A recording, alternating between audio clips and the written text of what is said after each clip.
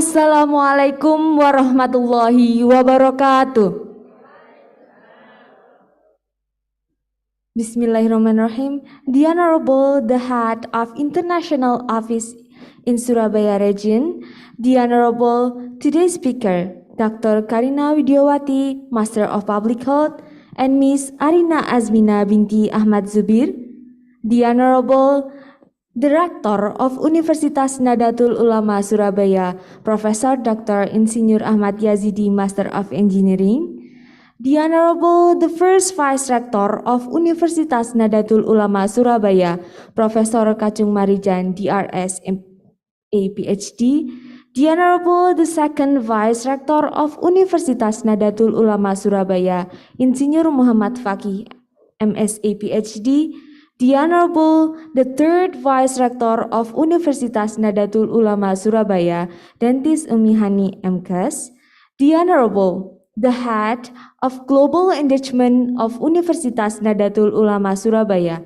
Madam Wiwi Afrida, SKM, MKes, the Honorable, the Directors, the Head of Units, the Deans, and the Vice Deans, the Head of Study Programs in Universitas Nadatul Ulama Surabaya, and the dear all of the audience, committee, brave program participants, and invited guests. First of all praises belong to Allah Subhanahu wa Ta'ala for the mercy and grace so we can meet in this event in happy situation and health condition.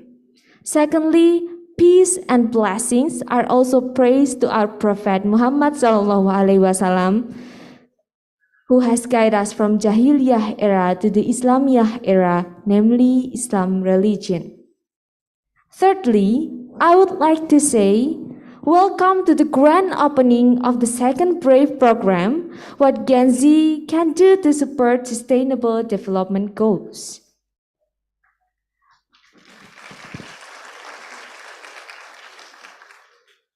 Before starting our agenda today, allow me to introduce myself. I am Safira Asfar, an undergraduate student of English Education Department of UNUSA, as the host for today's event. For your information, unfortunately, the 9 students from Filipina couldn't join us this morning due to the missing flight, but don't worry, they will join us this afternoon after booking another flight. Ladies and gentlemen, to start this event, I would like to read the agenda today. The first, opening by DMC. The second, singing Indonesia Raya, Syukbanul Waton and Hymne UNUSA. The third, showing video profile of UNUSA. The fourth, report from the head of Genus. The fifth is the opening remarks from the rector of Universitas Nadatul Ulama Surabaya. The sixth is praying. The seventh, showing video profile of brave participants. The eighth is documentation. The ninth, traditional dance performance. 10, the first main lecture. 11, traditional dance performance. 12, the second main lecture. And the last is closing. Well, ladies and gentlemen, for the first agenda is opening. Let's open our event today by reciting Al-Fatihah together. Al-Fatihah.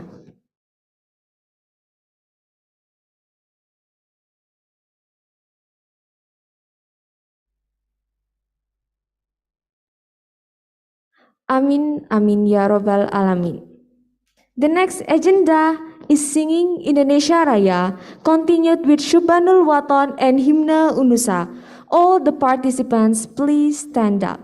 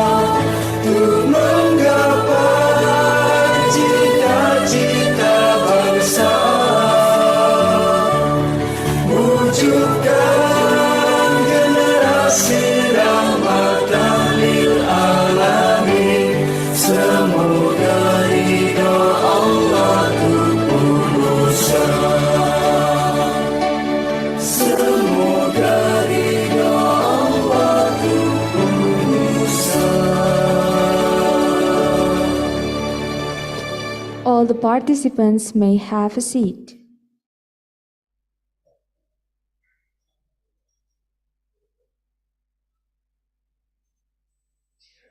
Ladies and gentlemen, before the main agenda is started, let us watch the video profile of Universitas Nadatul Ulama Surabaya.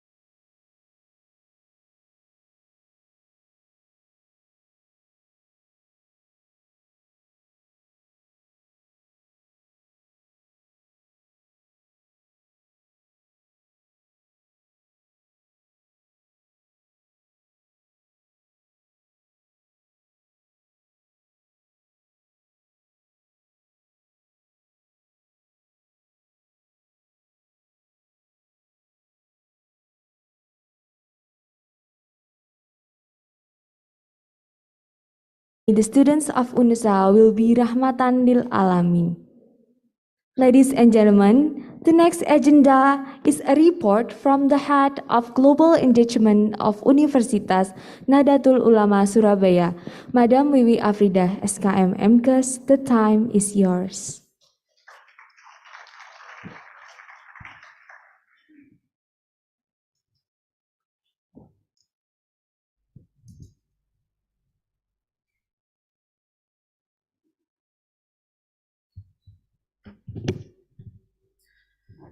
Bismillahirrahmanirrahim. Assalamualaikum warahmatullahi wabarakatuh.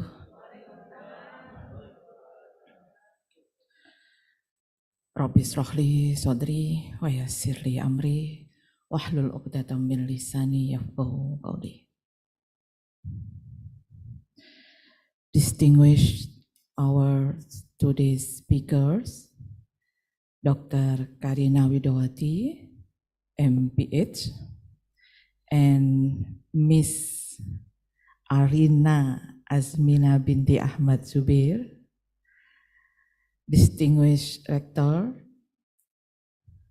vice rectors, and dean within UNUSA, the directors and the head of unit,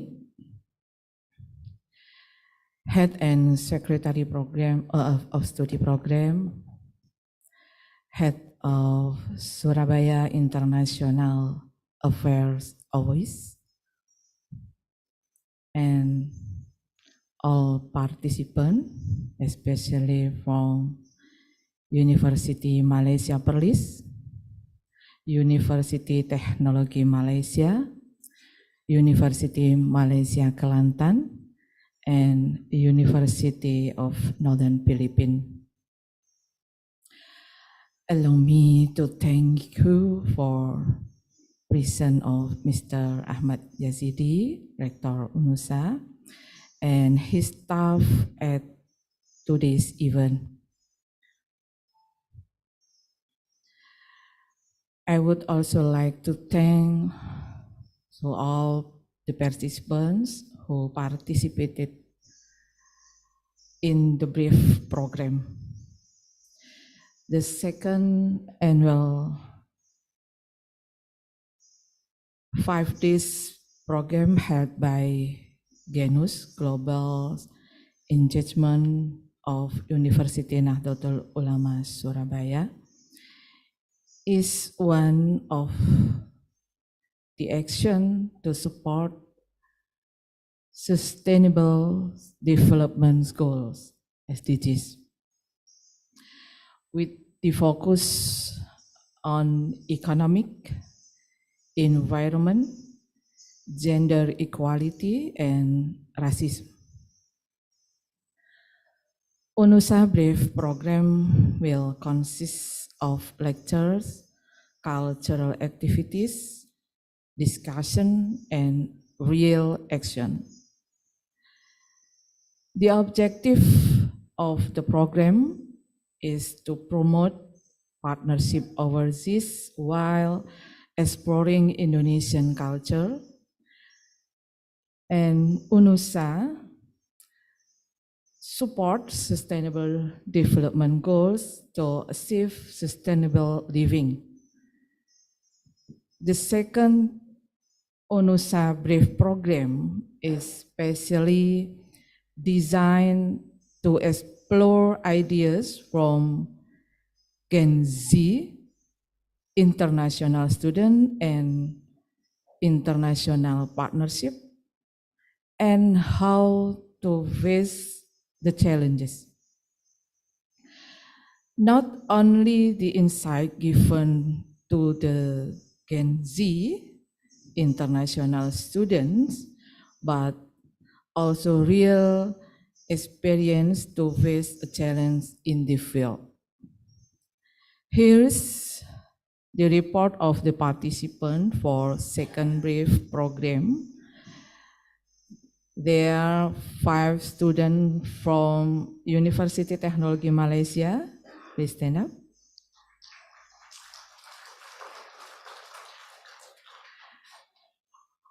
Thank you. For student from University Malaysia Perlis, stand up please. Thank you. And two students from University Malaysia Kelantan. Thank you. 5 students from University of Northern Philippines and respectable 4 faculty members from University and Northern Philippines. Unfortunately, a participant from UNP missed the flight yesterday and will arrive in Surabaya at 10:45 today. Participants should develop their ideas in written essay or stories each day during the program, such as how to improve the quality of life, to support and commit to sustainable development. I do hope that all participants will take advantage of the golden opportunity. Thank you. Wassalamualaikum warahmatullahi wabarakatuh.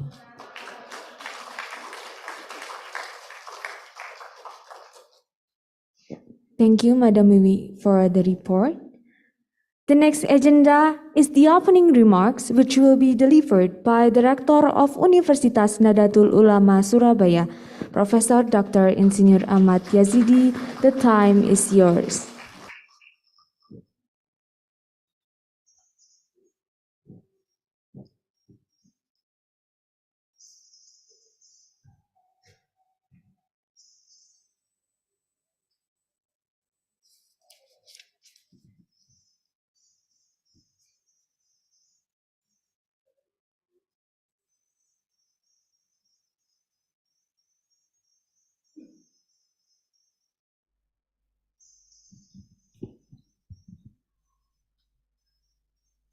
Bismillahirrahmanirrahim. Assalamualaikum warahmatullahi wabarakatuh.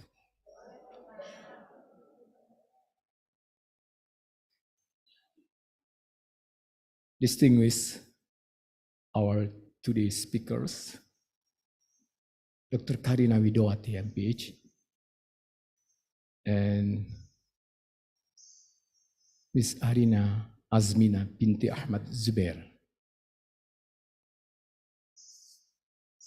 Distinguished Vice Rectors and Deans within UNUSA,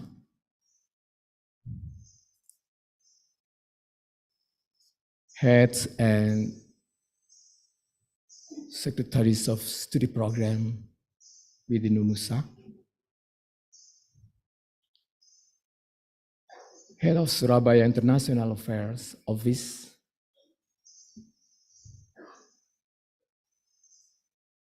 distinguished participants from University Malaysia Perlis, University Technology Malaysia, University Malaysia Kelantan, and University of Northern Philippines. My beloved students, Alhamdulillah, wa syukru lillah, ala kulli ni'matillah. Salatan wa salaman ala Rasulillah, Sayyidina Muhammad ibn Abdillah, la hawla wa la quwwata illa billah. First of all, I would like to give high appreciation to GENUS, Global Engagement of Nadatul Ulama University, Surabaya, for its success in organizing this event. GENUS has an important and strategic role in participating and developing UNUSA through various international cooperations. This brief event is very important because it supports Sustainable Development Goals, SDGs, with a focus on economic, environment, gender equality, and racism. In addition, this brief program will consist of lectures, cultural activities, discussion, and re-elections. Therefore, I hope that participants of this event will actively participate by exchanging ideas that are useful for the progress of the world. Events like this can enrich and enlighten the way we all think about the problems of this world, and will also increase our knowledge of the cultures of other nations. We all know that the world today faces a variety of problems, from economic issues, poverty, war, education, and so on. No country can solve the problem without cooperation between countries. BRIEF program is a form of cooperation to achieve mutual understanding. Finally, by saying Bismillahirrahmanirrahim, I declare the second BRIEF program officially opened.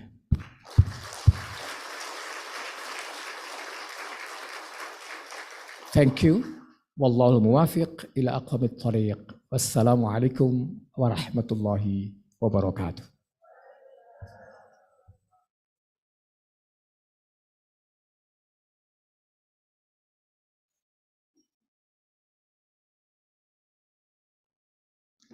Thank you very much, Mr. Yazidi, for the great and inspiring speech.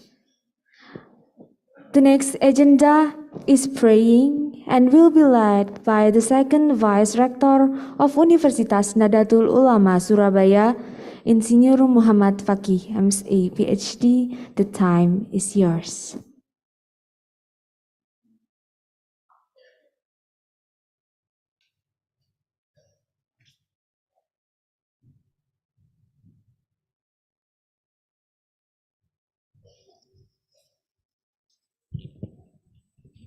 Assalamualaikum warahmatullahi wabarakatuh. Ladies and gentlemen, let us now take a moment for prayer to Allah subhanahu wa ta'ala.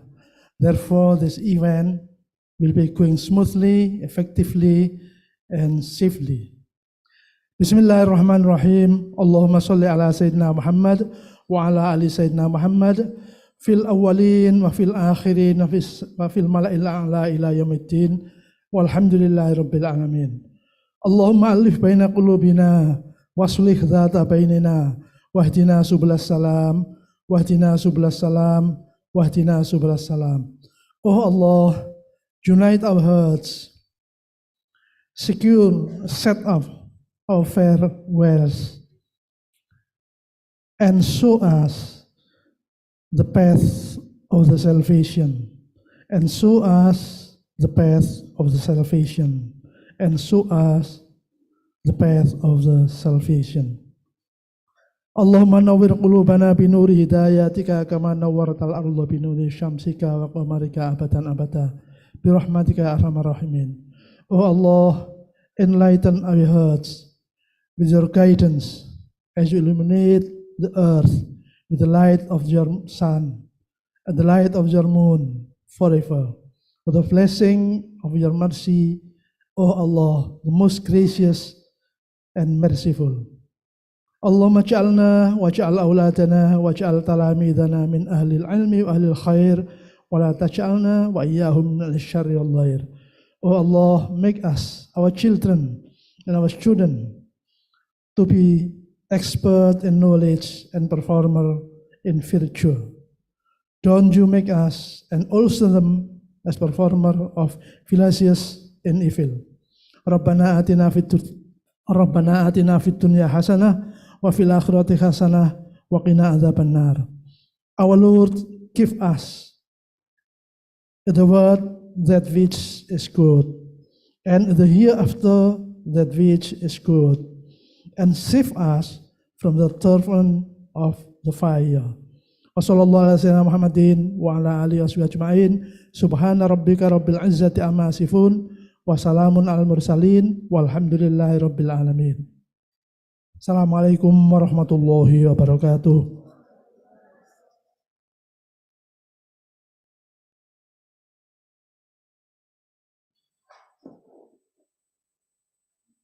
Amin, amin, ya Rabbal Alamin. The next agenda is showing the video profile of the brave participants, and all the participants please come forward to the stage when your name show on the screen, and followed with documentations.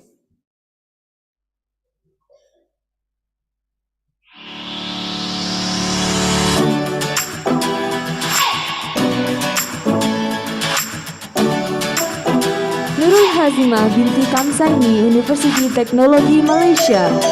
Nazira binti Azra'i, University Teknologi Malaysia. Saidatul Atirah binti Zulkifli, University Teknologi Malaysia. Nursyamimi Najwa binti Zainuddin, University Teknologi Malaysia. Joshua Rafael Justin, University Teknologi Malaysia. Arina Azmina binti Ahmad Zubir, University Malaysia Perlis. Nur Salsabila binti Kamarudin, University Malaysia Perlis. Marta Melanie Decision, University Malaysia Perlis.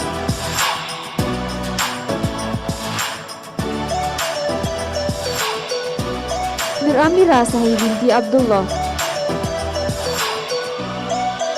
Muhammad Saiful Amin bin Sahrul Nizam.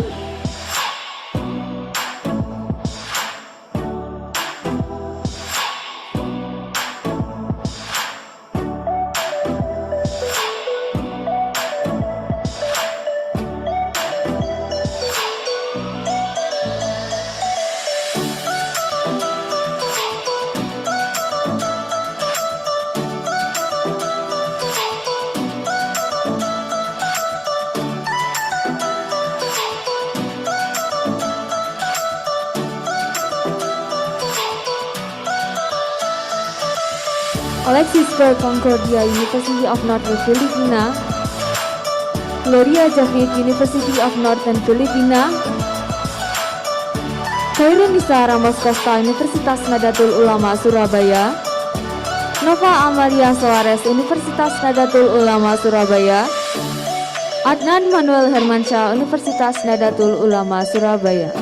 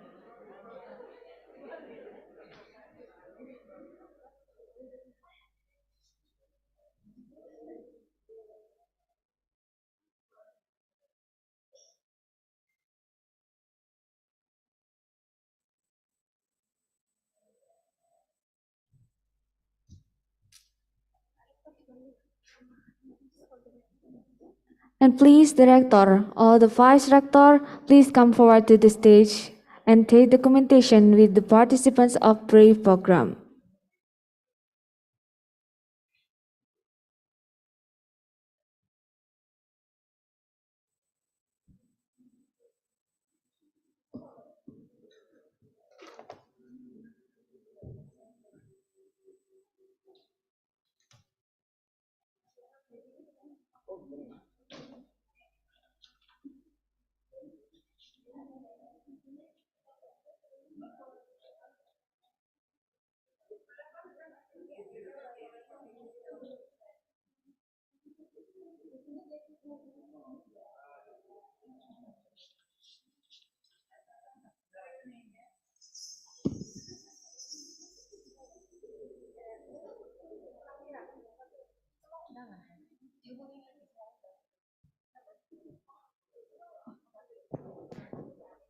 The director, the head of UNIS, the dean, the vice dean, and the head of study program, and all invited guests, please come forward to the stage and take the documentation together with the participant of the second brief programs.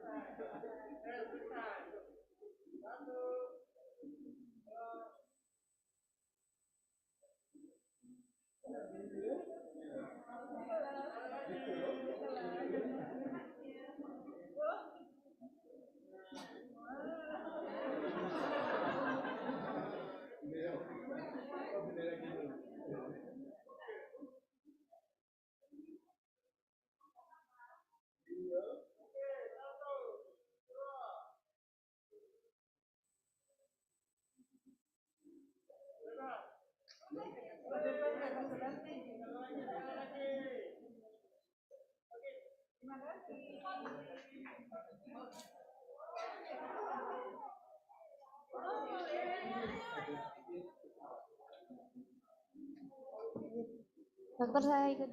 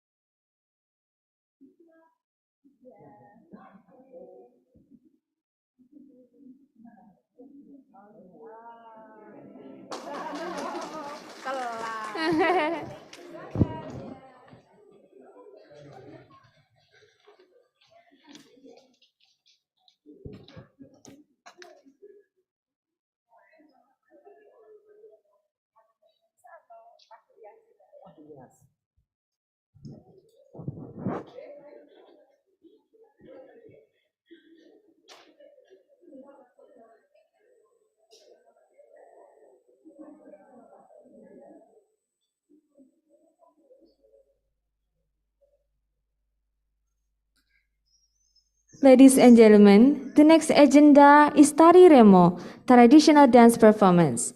Remo dance is one of the artistic dance originally from Jombang, East Java. This traditional dance is a dance that is performed to welcome guests and is performed individually or in groups. Please welcome and give applause to Tari Remo.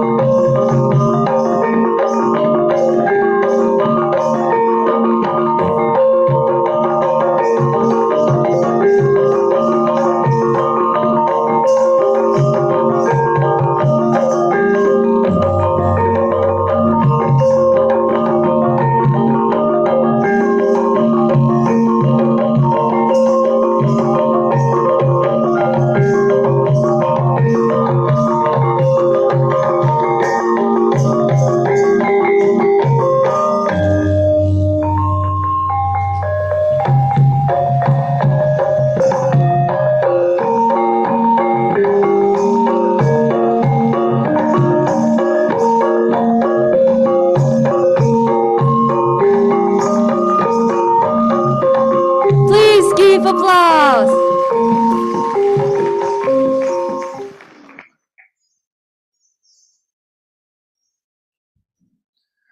Moving on to the main agenda, that is the first main lecture that will be delivered by Dr. Karina Widowati, Master of Public Health, the Health Specialist UNICEF Country Office Jakarta, and will be moderated by Mrs. Ira Dwi Jayanti. Miss Ira Dwi Jayanti, the time is yours.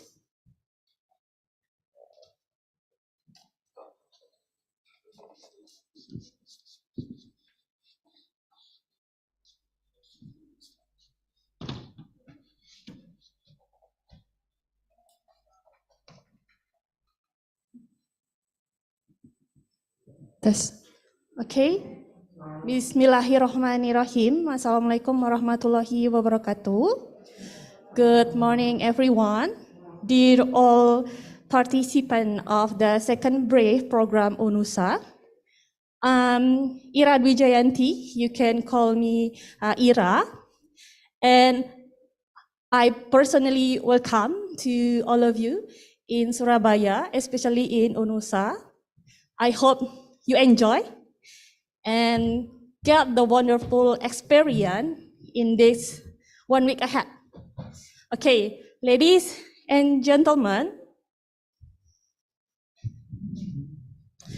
maybe before we start our session, I will explain a bit because we will have two speakers today, Dr. Karina and Miss Arina. So it kind of similar name, but will be different people. Okay, maybe so. Please allow me to welcome the first speaker, Dr. Karina. Dr. Karina, please come to the stage. And the audience, please give applause to Dr. Karina.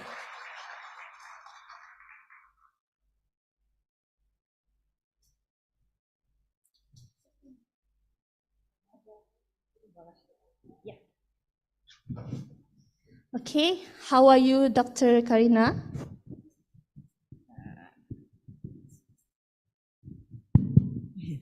Yeah, I'm alhamdulillah healthy. Thank Really you. healthy. Okay, because the weather is not so good, right? Sometimes it's hot, sometimes it's rainy. Then it will be influence our health also. And also don't forget the COVID is not.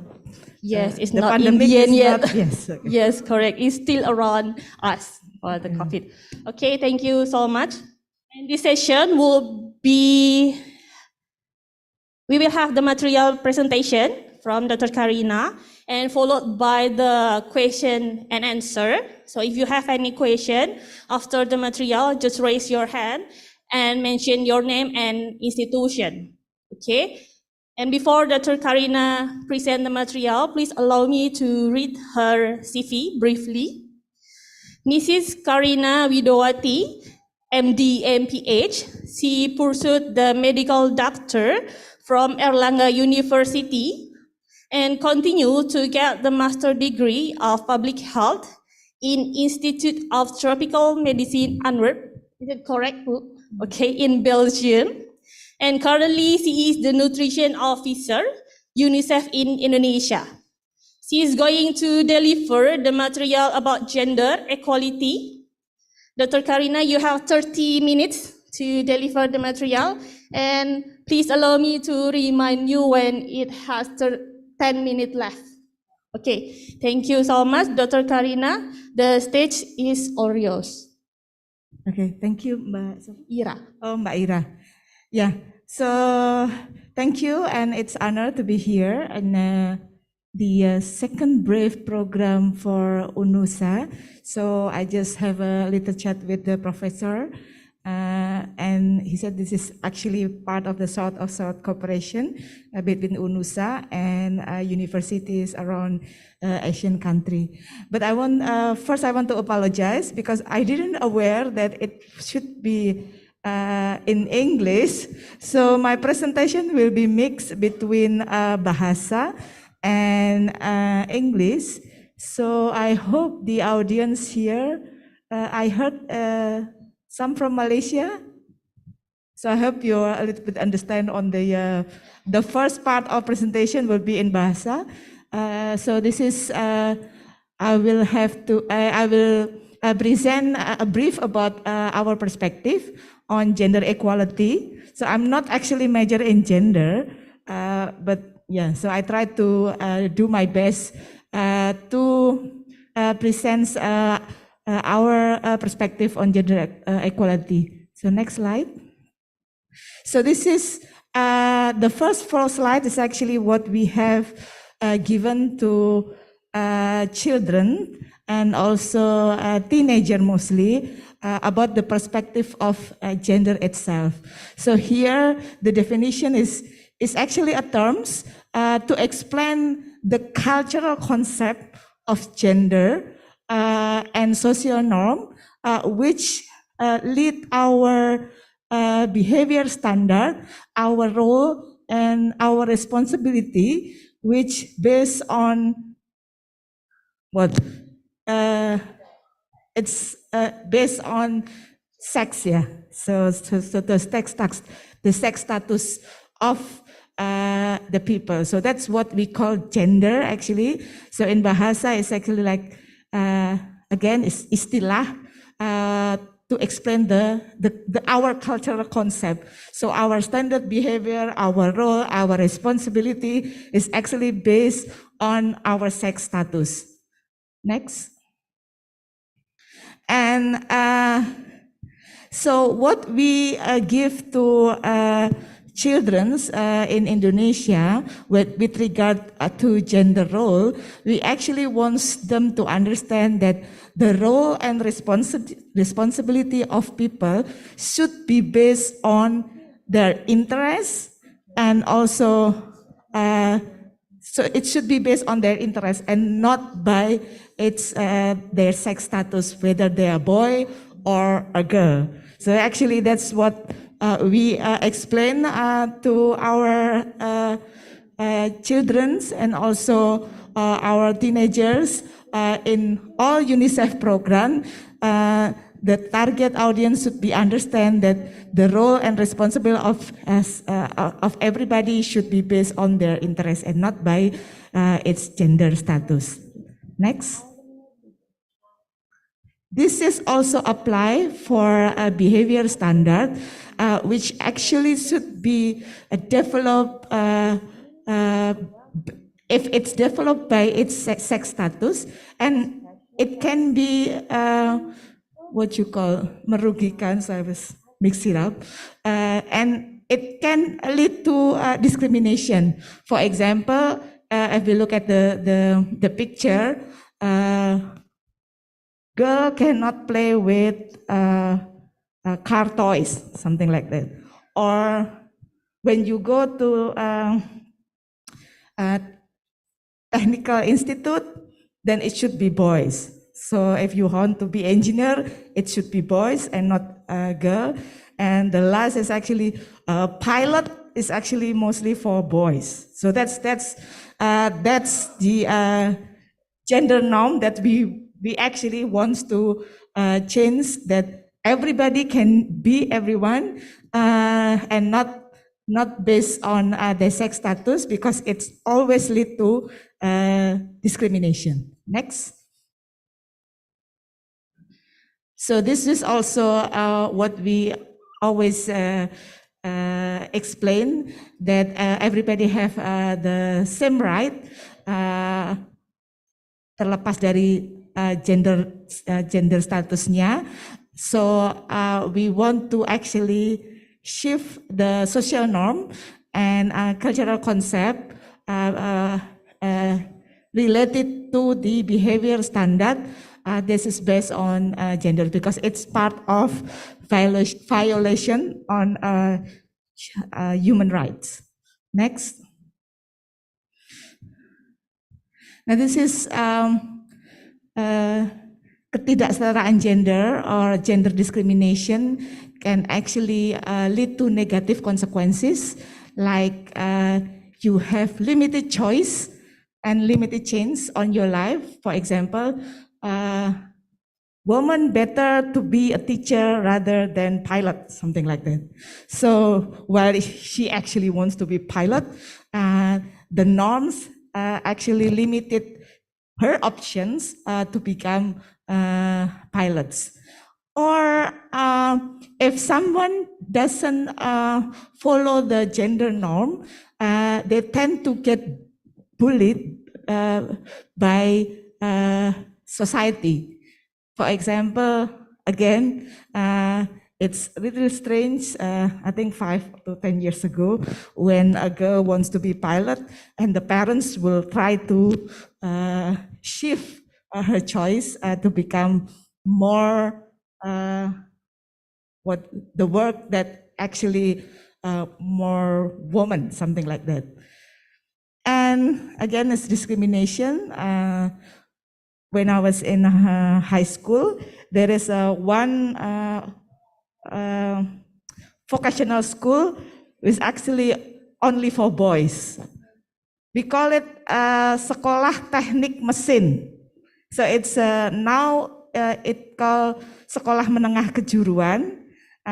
But before the Sekolah Teknik Mesin is only for boys, while SEMEA, Sekolah Menengah Ekonomi dan Manajemen, that's for girls. So I was in my neighborhood is actually the area of school. So I was in a regular school, but the STM is actually on the left and the SEMEA is actually on the right. So they have different majority. So STM mostly for boys. So it's really strange if a girl goes to STM. So a girl whether should go to the regular high school, Sekolah Menengah Umum, or SEMEA. So they are not supposed to go to STM. So that's the gender norm when I was in the high school, so about 1990s. But now because we changed to become Sekolah Menengah Kejuruan, so everybody can go. Of course, the focus of STM or is still Sekolah Teknik Mesin, but now the terms changed to Sekolah Menengah Kejuruan. The same with SEMEA, which actually also Sekolah Menengah Kejuruan. So everybody can go to those schools. So because we want to, we don't want to discriminate the children choice when they go to school. So ketidaksetaraan ini di pandangan sosial ketika, well, this is like one gender is more important or more valuable than others. So that's what we try to change to have more gender equality. Next. So this is actually the so kesetaraan gender merupakan cara memandang, so the way we look at boys and girls, which is as important. So they have choice and they have opportunities, so they have same choice and opportunities in life to have to get their maximum potential. So that's why we don't want to discriminate about boys and girls, give same opportunities for boys and girls, so they can choose whatever they want to be, so they can get their potential next in their adult life. Next. So UNICEF gender policy is actually started in 2010 when we start to see that this gender is actually gender equality is actually important, and with the SDG, it's already put that gender equality is as a central to the success of target for Sustainable Development Goal. So this commit us to a bolder and more ambitious vision for gender equality and the empowerment of all children, all adolescents, and of course still for all women. So this gender equality is this gender policy actually embeds the equality, gender equality as essential element of the mandate of UNICEF to promote realization of equal rights for children. So this is not also apply for us in the office, but also our partner. So for the past 2 years, we have partners with UNUSA on a nutrition program. So this is also, we passed this gender policy, our gender policy to UNUSA, so they can also follow the policy of UNICEF. So because UNICEF actually recognized that the gender norms and expectations actually impact all children and women, and that girls as well as children of diverse gender are at disproportionate risk of gender-based discrimination. Because we don't want to have discrimination since they are at school, and there's also the gender discrimination is also actually right violations, and it's lead to denial of full access of resources and opportunities for mostly for girls. But when we talk about gender, we talk about both boys and girls. Next.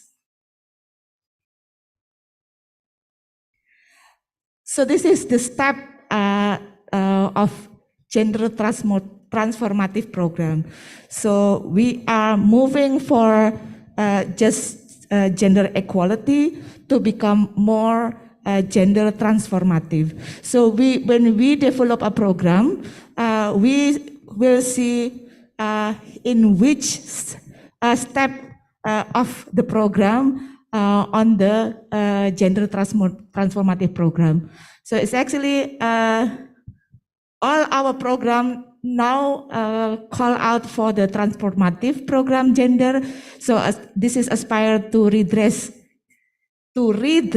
gender inequality, but not just gender inequality, but what can we do to remove the structural barriers such as the unequal roles within the program itself and unequal rights, and also to empower disadvantaged population regardless on their gender.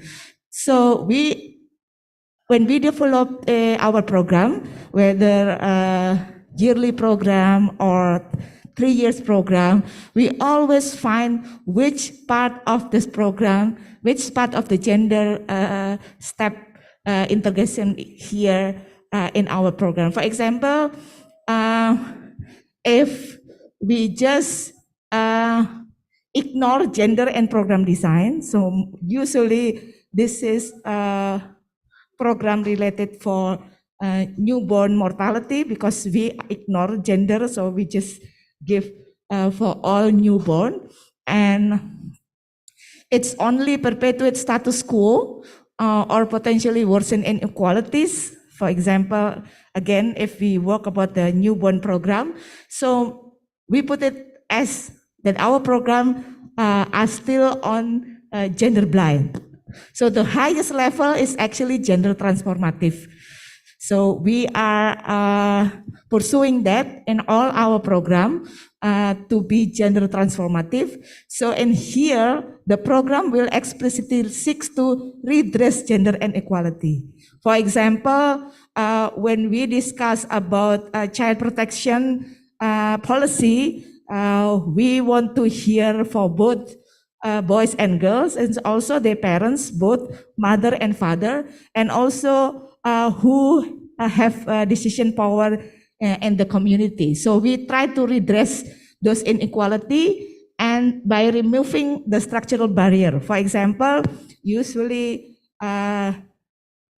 if in some area men have more power to decide whether boys and girls need to go to the higher school, then we are also targeting the structural barriers, whether by having a policy or start to discuss with the local government so they can have policy, for example, in the district planning, how many women should be should be attend on the village planning and not just only for men. So this is actually applied for the area where men are dominated the decision. So we try to remove the structural barrier and to empower disadvantaged population. For example, have focus group discussion special for disadvantaged population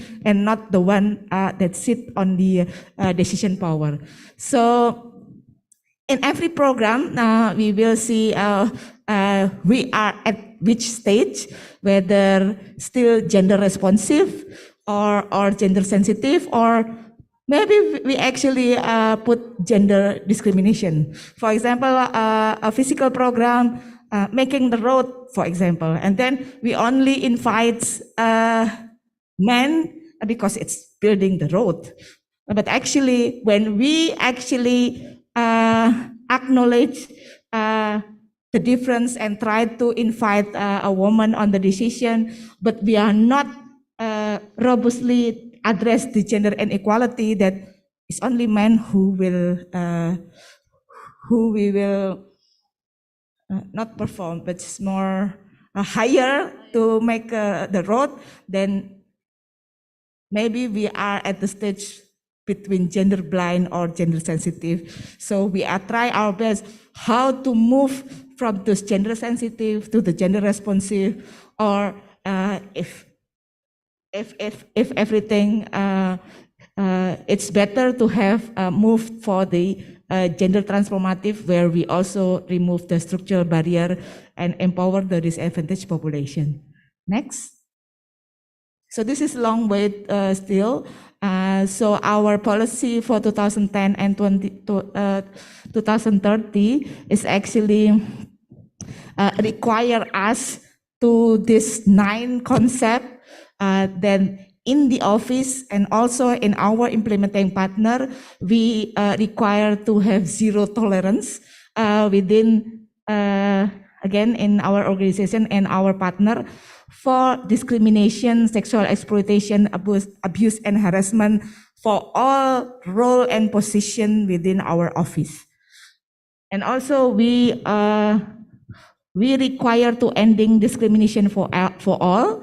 So we actually now trying to have active participation of everyone at UNICEF in eliminating internalized gender bias. So we have promoting gender equality and empowerment for girls of and women. So if we want to apply for UNICEF, especially for nutrition program, we are very open for male participants, because mostly in nutrition program, mostly girls. So we try to make balance between male and female staff for nutrition. So you may check in Malaysia on UNICEF, because some programs are dominated by male, especially, for example, WASH.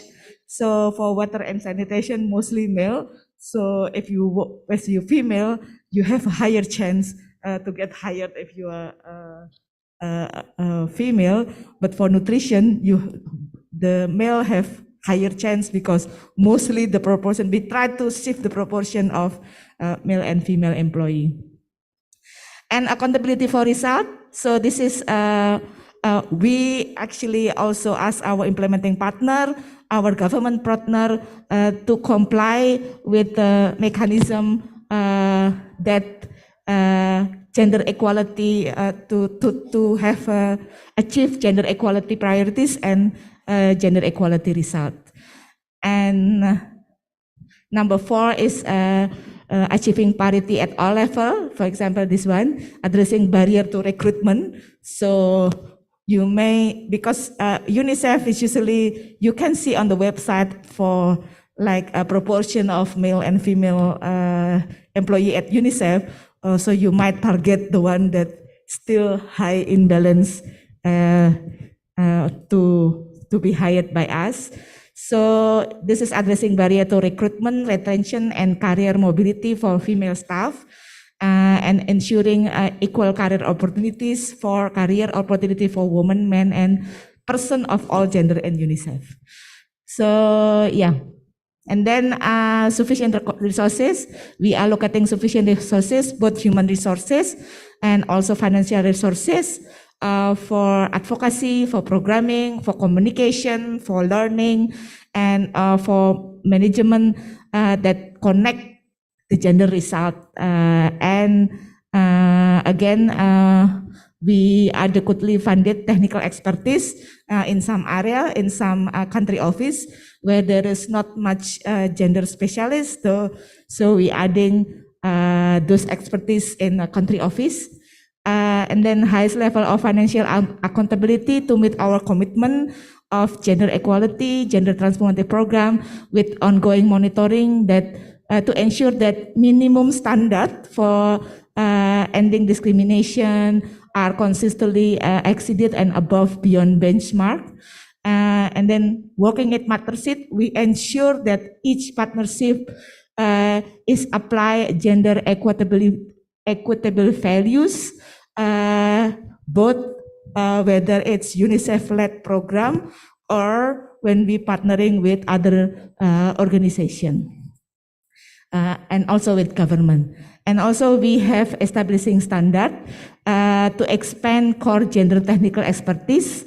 So not only for our guidance as an institution, but also to support and advocate to our government partner and our implementing partner to advance their own journey towards gender equality. And at the center, we actually continue organization learning and growth to research to ensure that our result on the empowerment of girls and women and promoting gender equality have succeed and have highest result in here, Indonesia, and also globally. I think that's it. Yeah, thank you. Okay, thank you so much, Dr. Karina. But honestly, I'm so proud here because our both panel are also females, Dr. Karina and Miss Arina. Okay, thank you. At least we have the equal opportunity for the career in the future, so that will be no barriers for gender, something like that. And I'm so proud also because our vice rector, also a female, Dr. Gigi Umi. Okay, I'm so proud of you, Bu Umi. Okay, for the question session, anyone want to discuss or maybe ask the question to Dr. Karina regarding the gender equality? Please. Oh yeah, okay. Do you have the microphone or the committee, please, to deliver the microphone?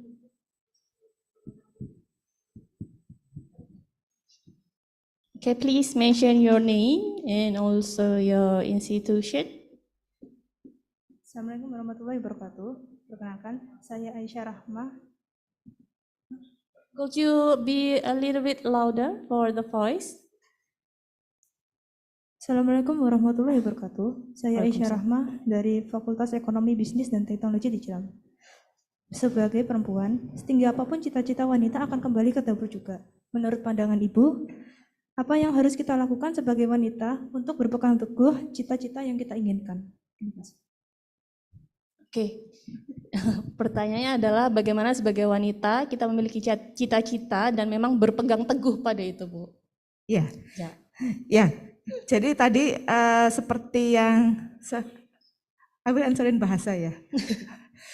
Jadi tadi seperti yang disampaikan. Jadi sebenarnya ketika kita lahir, yang penting cita-cita kita jangan dipengaruhi oleh bahwa kita perempuan atau bahwa kita laki-laki. Jadi sekarang lebih bebas, bisa memilih. Tetapi nanti semakin dewasa, silahkan mendalami sendiri kita sebenarnya maunya seperti apa. Sebaiknya didiskusikan juga dengan keluarga. Karena tetapi jangan sampai pilihan kita itu dihambat karena jenis kelamin. Jadi misalkan kalau dulu setengah mati, anak laki-laki pengen jadi desainer atau pengen jadi koki, chef. Dulu kan sama sekali nggak boleh tuh, pasti dimarahi habis-habisan sama orang tua. Kenapa jadi desainer? Kenapa? Padahal ternyata setelah kita tahu kalau chef itu tugasnya berat ya, pakai angkat-angkat dan sebagainya. Nah, jadi tidak akan membatasi karena beberapa negara sebenarnya sudah mulai dengan mengurangi diskriminasi terhadap terutama terhadap wanita. Karena seperti kita ketahui kodratnya kita sebagai wanita mungkin kalau misalkan nanti menikah, kemudian punya anak, kemudian harus milih antara ngurusin anak atau mau berkarir, itu sebenarnya memang tergantung di kita.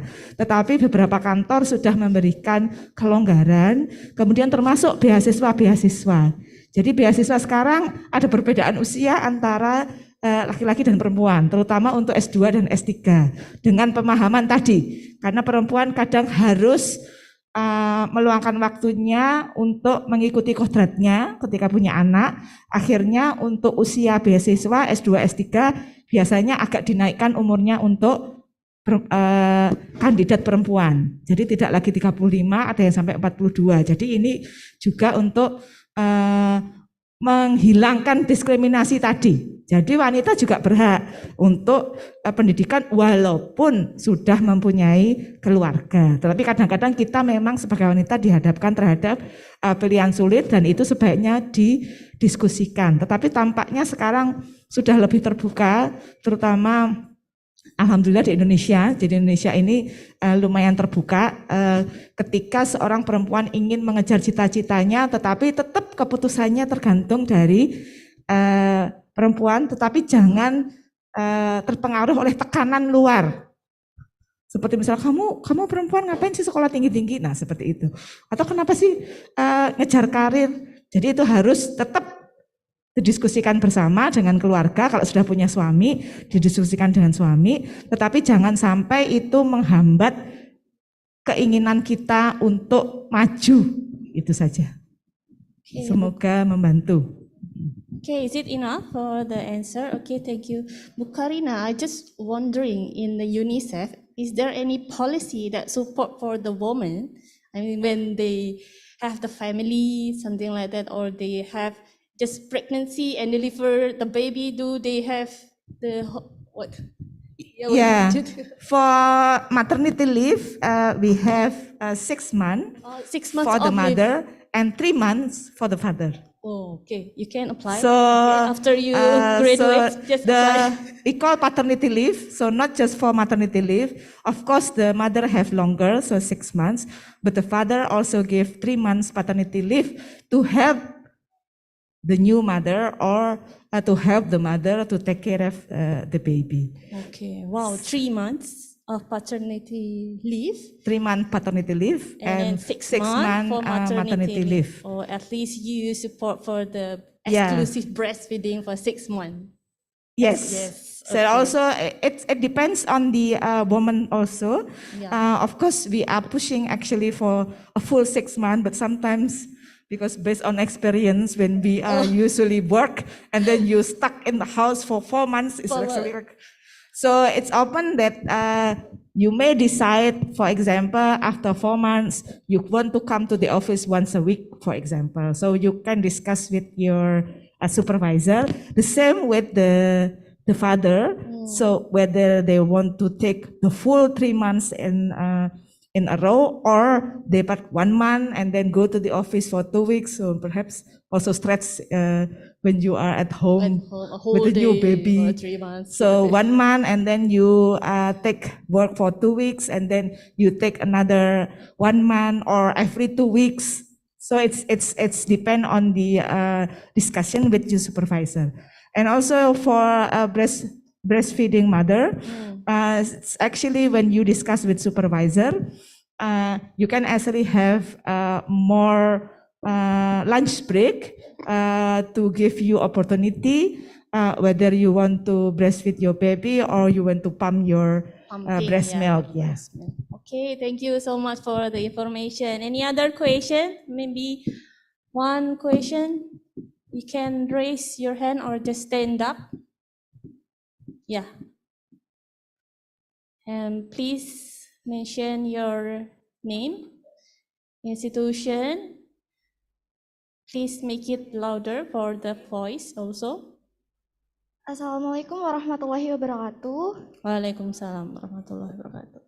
My name is Eva Rosa Dwi Febrianti dari Institusi Universitas Nahdlatul Ulama. Izin memberikan pertanyaan. Pada biasanya itu keberadaan perempuan di desa sepertinya agak sulit untuk berkarya ya Ibu. Karena ditambah lagi dengan adanya hambatan dari tradisi yang berlaku. Biasanya kayak yang kita ketahui di desa-desa yang masih belum banyak kesadaran tentang kesadaran gender. Nah, itu bagaimana cara perempuan tersebut dapat tetap berkarya dan berkontribusi walaupun menghadapi hambatan di situasi tersebut. Baik, terima kasih. Okay, thank you. Ya, jadi di UNICEF untuk program-program terkait pemberdayaan masyarakat, perlindungan perempuan, ini biasanya kita tadi, karena kita mengarah ke gender transformative program. Jadi struktural barriernya dicoba juga kita tangani. Jadi untuk kasus-kasus seperti ini biasanya kita minta izin ketika berdiskusi, misalkan berdiskusi itu melibatkan kedua komponen, bapak-bapak dan ibu-ibu. Kalau misalkan barriernya di waktu, misalkan kalau siang ibu-ibu enggak bisa, berarti kemudian disepakati bersama bapak-bapaknya, kira-kira ibu-ibunya itu bisa dikumpulkan untuk berdiskusi itu jam berapa.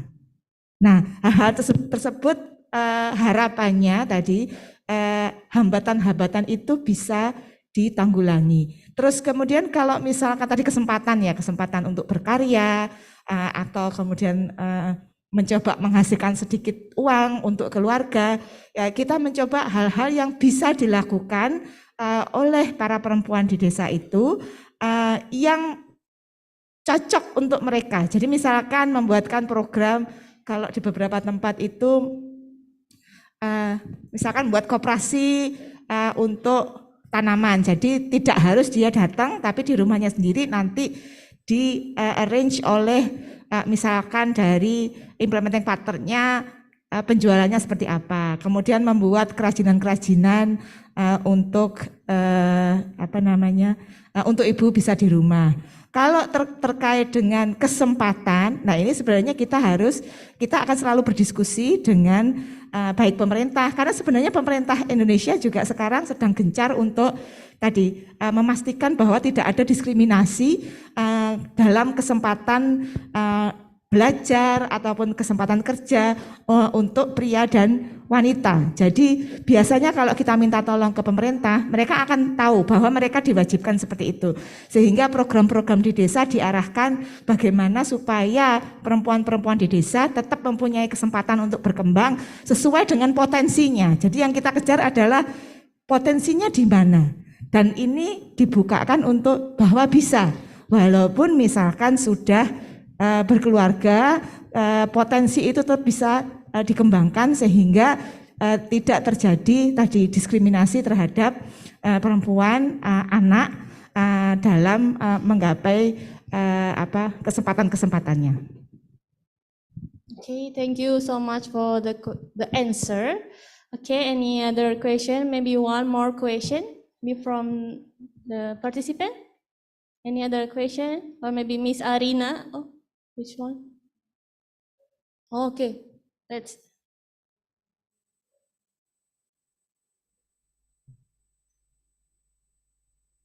Please mention your name and institution.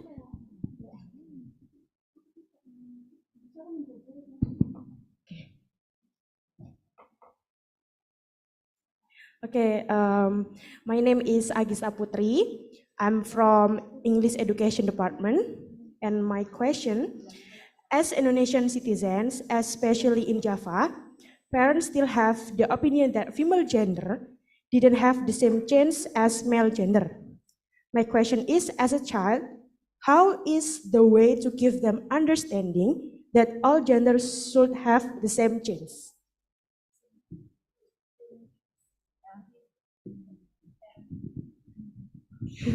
Ya, Thank jadi you. ini sebenarnya dipengaruhi oleh pola didik juga, gitu. Jadi pengertian-pengertian tentang bahwa sebenarnya pilihan anak laki-laki dan anak perempuan di zaman sekarang itu sama. Jadi minatnya itu tidak bisa dibatasi karena dia laki-laki atau perempuan. Nah, memang pemahaman untuk para orang tua ini harus yang agak diluruskan ya. Cuman kan ini adik-adik kan generasi Z ya. Orang tuanya milenial ya. Harusnya milenial enggak loh ya. Orang tuanya milenial ya, benar ya. Harusnya milenial lebih sadar gender. Nah, jadi sebaiknya pilihan-pilihan itu bisa disampaikan. Sebenarnya tidak perlu takut untuk berdiskusi dengan orang tua. Karena orang tua sekarang sebenarnya sudah cukup terbuka dengan pilihan, dengan memberikan contoh-contoh, misalkan, ini loh, mbaknya mau jadi apa toh? Jadi ada anaknya teman saya di Amerika, dia lupa saya. Jadi dia ambil tentang teknologi yang keluar angkasa itu apa ya? Jadi di bawah NASA, cewek. Padahal di situ masih didominasi oleh pria, tetapi dan pilihan itu disetujui oleh kedua orang tuanya. Yang penting minatnya, kalau sebagai orang tua ya, pengalaman orang tua ya, minat anak itu kemana. Kalau sekarang tampaknya dengan informasi-informasi tentang bahwa kita against gender discrimination, bahwa we promote equal opportunity untuk anak laki-laki dan perempuan, mestinya orang tua sekarang lebih terbuka untuk berdiskusi. Jadi yang penting, kalau bahasa Jawa itu tetek ya. Orang tua itu kalau anaknya sudah yakin, biasanya ya akhirnya luluh kok. Biasanya akan ya didoakan supaya berhasil. Jadi, tetapi kalau anaknya masih ragu-ragu ya kita kan juga pengalaman juga, jadi agak dibelok-belokkan gitu. Tapi kalau anaknya sudah yakin, kita nggak akan, biasanya orang tua sekarang ini nggak akan menghalang-halangi, insya Allah sih nggak menghalang-halangi anaknya untuk meneruskan yang dicita-citakan. Yang penting yakin, Mbak. Jadi jangan ragu-ragu. Kalau yakin pengen jadi ini, omong ke orang tua. Biasanya orang tua akan lama-lama luluh, terus ya sudah didoakan, mudah-mudahan berhasil. Tapi kalau masih ragu-ragu, biasanya ya kita jangan dikasih pilihan lagi kita. Ya ini kan kita sudah tahu sebagai orang tua, kadang kita sok tahu juga sih ya di orang tua ya. Ya, itu saja, mudah-mudahan sesuai jawabannya. Matur nuwun. Okay, thank you so much for the answer. And oh ya, monggo Bu, silakan. Mbak Bella.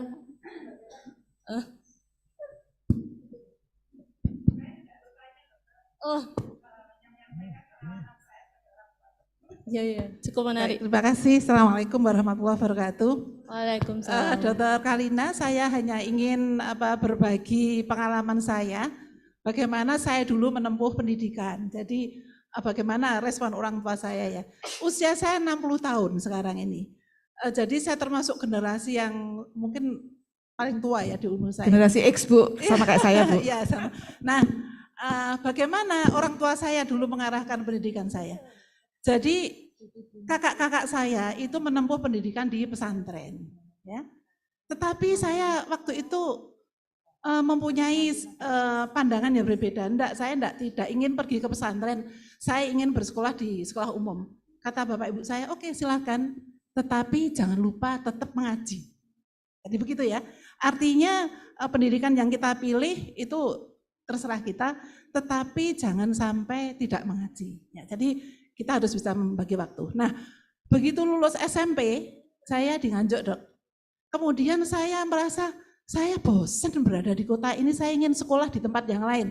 Akhirnya saya daftar di SMA 2 Kediri. Ya, waktu itu kata bapak saya, ya silahkan. Tetapi kosnya saya pilihkan. Jadi artinya Orang tua itu tidak membatasi bagaimana kita mau sekolah, tetapi bagaimana yang bisa menjamin keamanan kita sebagai perempuan. Ya, artinya perempuan yang keluar rumah harus dipastikan aman. Oke, setelah itu saya dipilihkan tempat kos yang memang kata bapak saya, kok pengen sekolah di Kediri, kosnya kamu harus di sini, tidak boleh di tempat lain. Ternyata memang di temannya ayah saya, sehingga aman lah, pokoknya enggak mungkin terus seenaknya sendiri. Oke, terus setelah itu, setelah lulus SMA, kemudian saya sebenarnya tertarik untuk belajar ilmu humaniora, pengen ke pendidikan akademi bahasa asing, saya pengen waktu itu. Tapi ayah saya bilang, rasanya kamu akan lebih bermanfaat nanti kalau kuliah di kesehatan. Tapi mohon maaf ya, jangan yang lain yang tidak kuliah di kesehatan jangan tersinggung. Tapi ini pandangan orang tua saya. Kamu nanti akan bermanfaat apabila kuliah di kesehatan. Akhirnya waktu itu saya memilih di kedokteran dan kedokteran gigi. Tetapi kemudian saya tidak lolos di pilihan pertama. Saya lolos di pilihan kedua. Saya masuk di FKG UNER.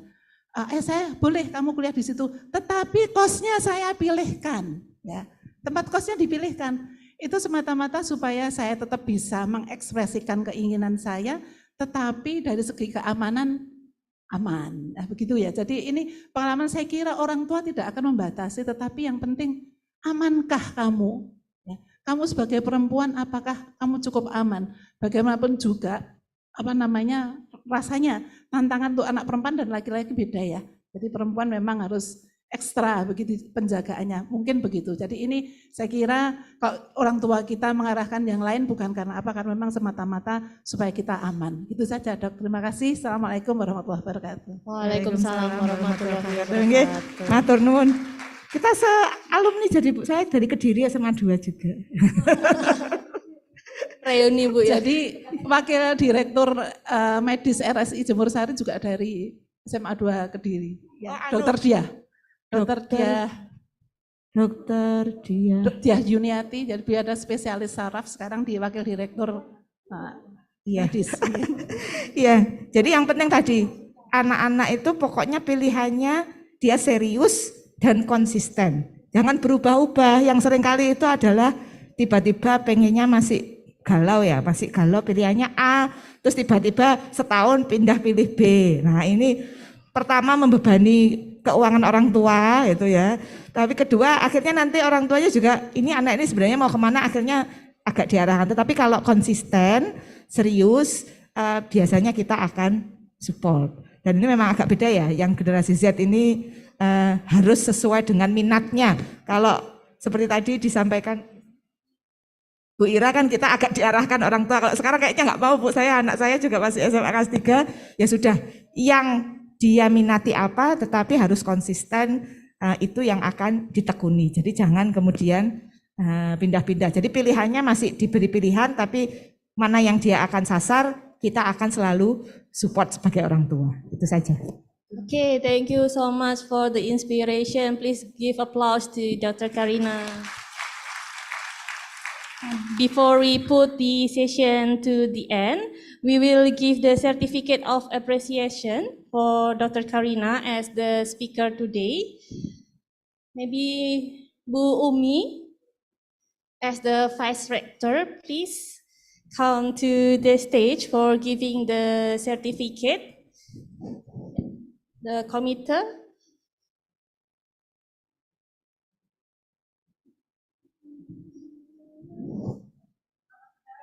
Yeah, please give applause to our speaker today and for all of you. Thank you for the participation. The committee can take the picture.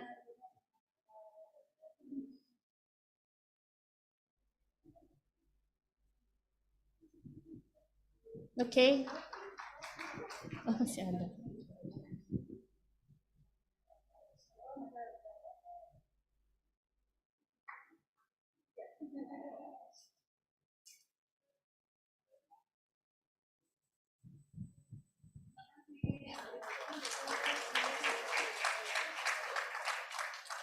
Okay, thank you so much. Thank you, Bu Umi.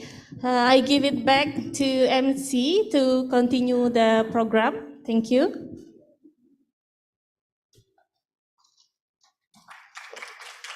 Please give applause to Dr. Karina. Before moving on to the next agenda, we will watch the Merakwetanan dance performance. Merakwetanan is a Surabaya traditional dance and it explains the male peacock's action when courting the female peacock. It is explained in this dance how the male peacock tries to catch the peacock's eye by displaying his gorgeous and lengthy veil feathers. And this dance is used as a welcoming dance at an occasion or ritual for special guests. Please welcome and give applause to the Tari Merakwetanan.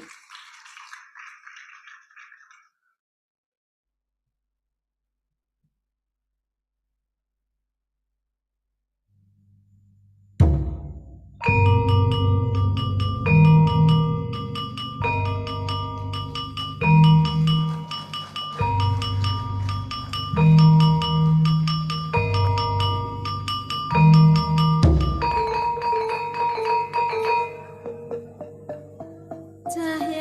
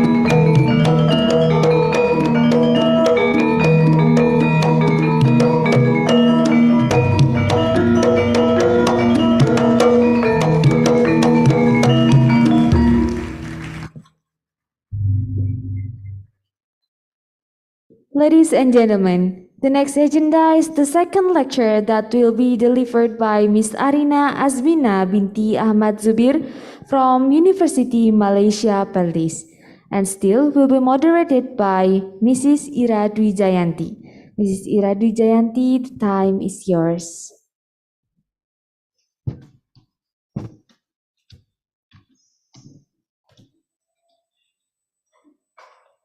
Okay, hello again. I'm standing here as the moderator for the second session. And before we start, please allow me to welcome Miss Arina to come to the stage. Miss Arina, please. And give applause to Miss Arina.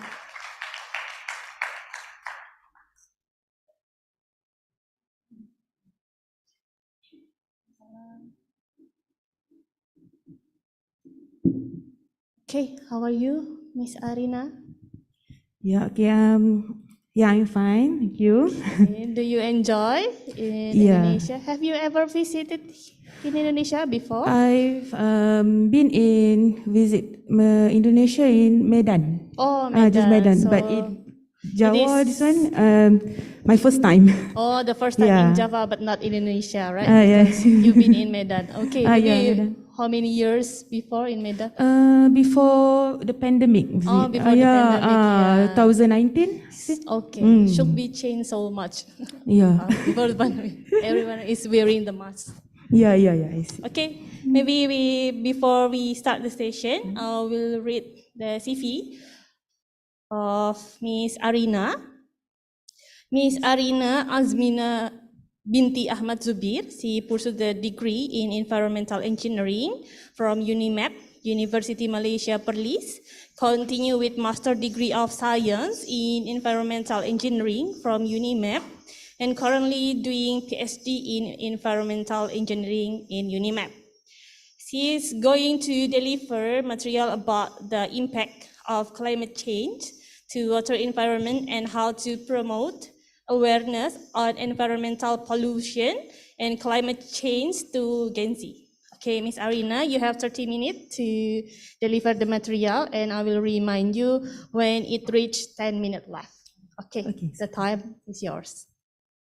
Maybe you can stand up, is okay, sit down is okay, it depends on you. Okay. If you have the difficulties to see the monitor, maybe you can just stand up and Okay, show never the mind, material. I just sit Oh, down it's here. okay. Yeah. Okay. Much more easier to Oh, see. yeah. Okay. Okay, before that, Assalamualaikum warahmatullahi wabarakatuh. Okay, and a very good morning to all of you. First of all, I would like to say thank you to UNUSA, okay, because give me such a great opportunities to become a speaker today. And actually, this is my first time. I'm quite nervous, but okay. But it's okay. It's great opportunities to me to gain new experience here. Okay, so thank you, Nusa. Okay, first of all, I would like to introduce a bit about myself. I am Arina Azmina binti Ahmad Zubir. You can call me Arina. I'm now currently as a PhD student in environmental engineering. Just a few months start this. Just a few months in this year. Okay, in Faculty of Civil and Engineering and Technology in University Malaysia Perlis. Okay, these are my educational background.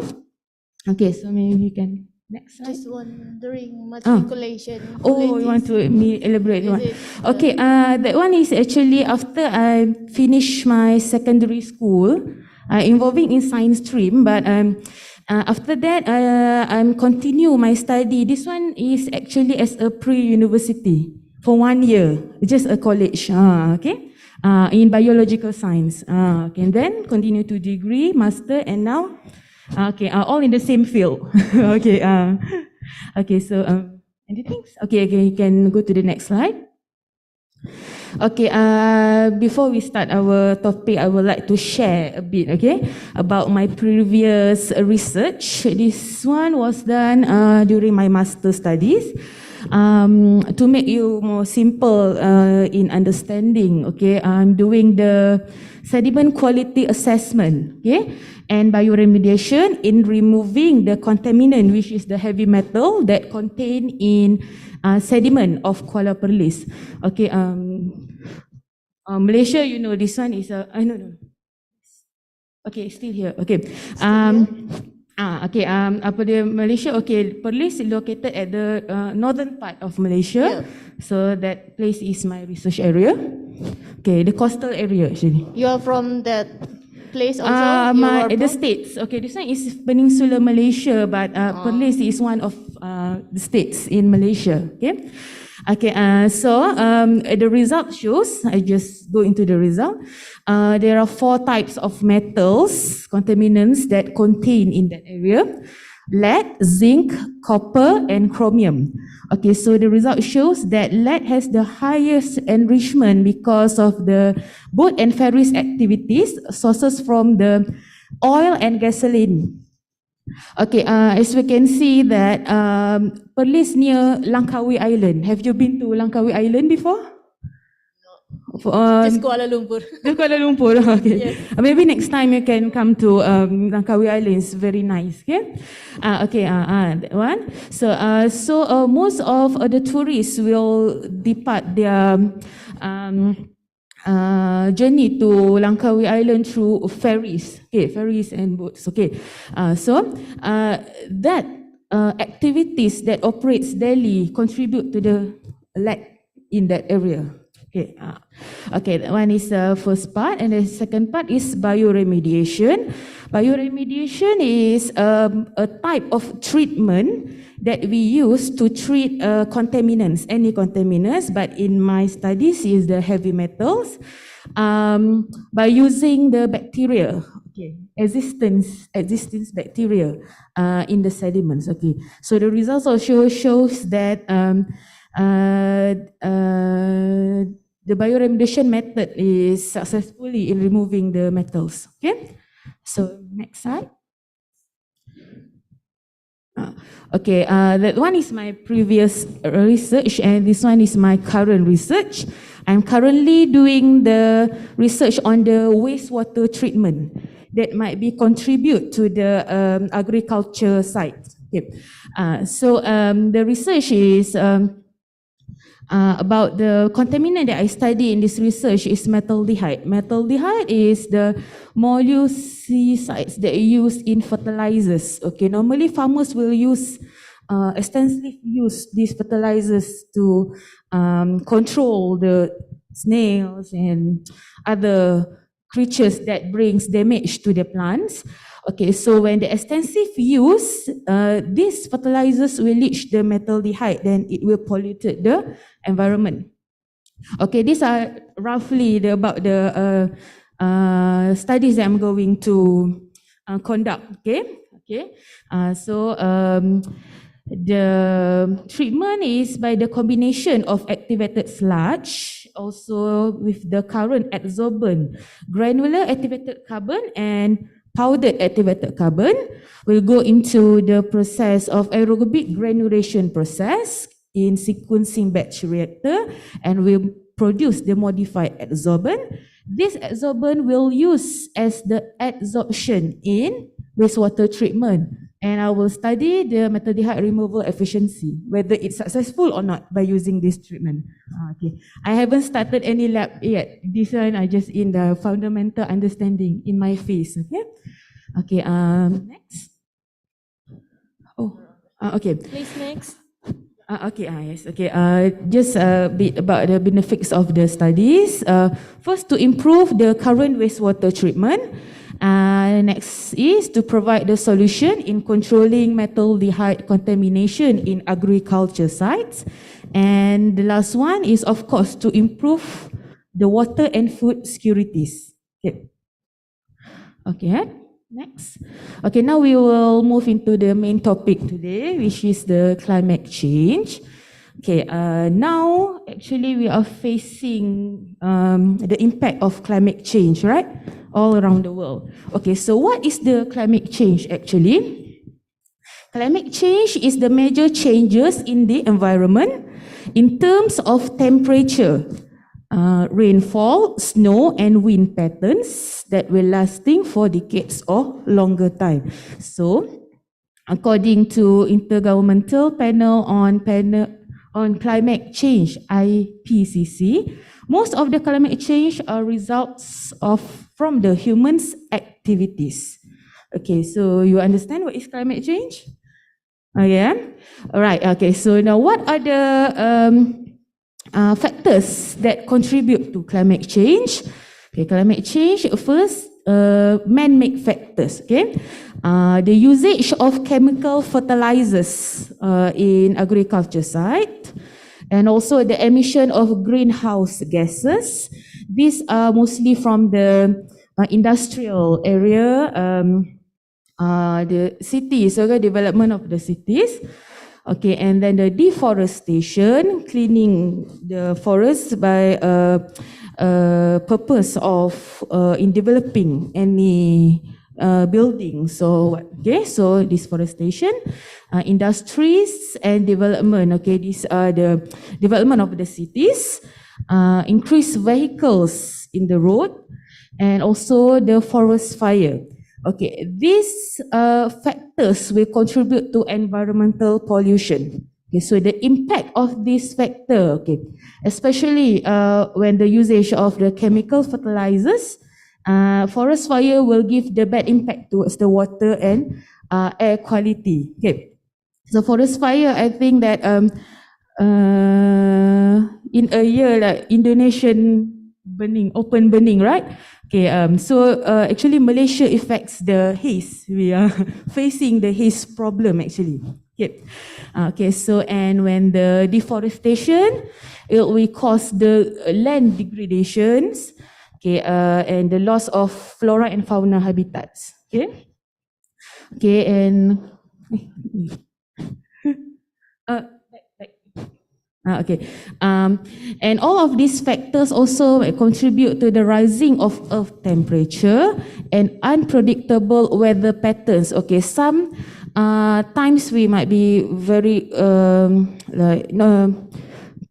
continuously rainfall. Okay, but sometimes we are facing a dry season. Okay, so it's unpredictable weather patterns now in the world, and all of these things will lead to natural disasters. Okay, next. Okay, I will focus in impact towards the water environment. Okay, so what are the natural factors, disasters that caused by climate change? The first disaster is a flood. Okay, flood. Actually now Malaysia is facing a flood. Okay, we are suffering from flood currently. Okay, in my hometown actually is rising of water. Yeah, okay. Because now we are in a continuous raining seasons in Malaysia. So many people are suffering from that. And very unpredictable, right? Yes, very unpredictable. Yes. So they cannot predict whether here it will rise the water or not. So they cannot send any rescue team immediately. So it takes longer time and it will and leads to more victims actually. But is everything okay right now? Yeah. Everything in control. Okay. Okay. So what are the floods impacts toward the water environment? First, flood. When flood, we can see the water carries like floating materials such as plastics, right?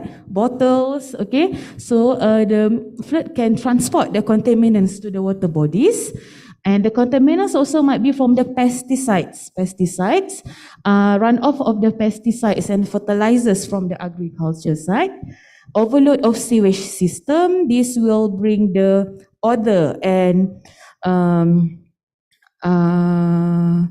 what we call the colors toward the flood.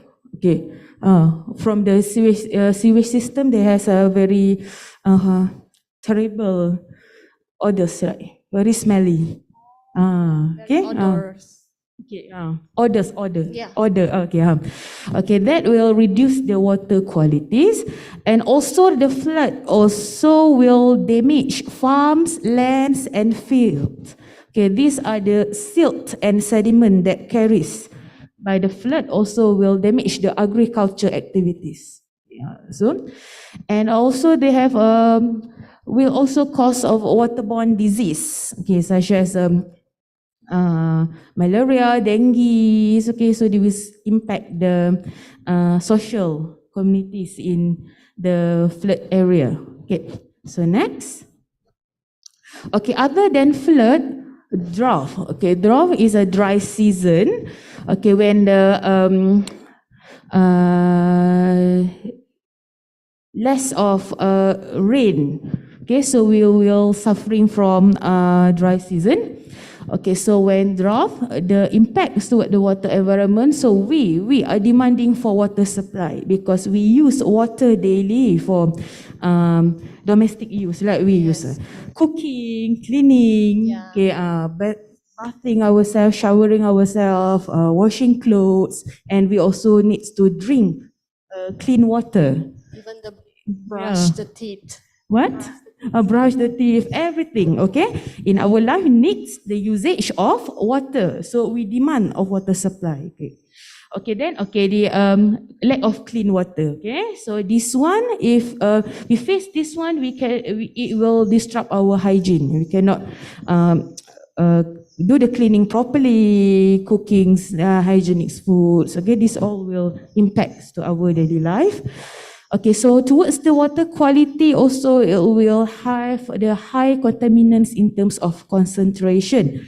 Okay, this one is actually from the agriculture side, fertilizers, okay? Okay, so, and flood spreading the waterborne disease, but this situations with spreadings of airborne disease. Okay, so when dry season, people tends to get fever, people tends to get like coughing, okay, and skin allergies, all of that is related to airborne disease. Okay, next. Okay, the next impact is to the rising of sea level. This is impact towards the freshwater quality. Okay, the intrusion or the mix overflow of salt water will give the high salinity towards the freshwater resource, and this will affect the aquatic organisms that live in the water. Okay, the next one is if the rising of the temperature of the surface water, it also will cause the eutrophication process. Do you know what is eutrophication process? Have you heard these words before? No. Okay, eutrophication process, if you go to the lake or river, you can see the algae on the surface of the water, right? Okay, so this algae actually, the rise of this algae is the results from the fertilizers, the nutrient that run off to the water resource. Okay, so this algae blooms will give the blockage of sunlight so that the organisms or that the plants that do the photosynthesis inside the water cannot release the oxygen. So all of the fish or any aquatic life, okay, that health. Okay, so we have the insufficient of oxygen. So this will give a bad impact to them. Okay, understand? All right. Okay, so next. Okay, so all of the cause that I mentioned before, discussion before. So this one will lead to the social impact. Okay, so when we are facing from any disasters, from any problems, okay, by the climate change, people will lose their homes. Okay, for example, flood. For example, landslide. In Indonesia is maybe earthquake, frequently earthquake, is it? Earthquake. Yeah, earthquake.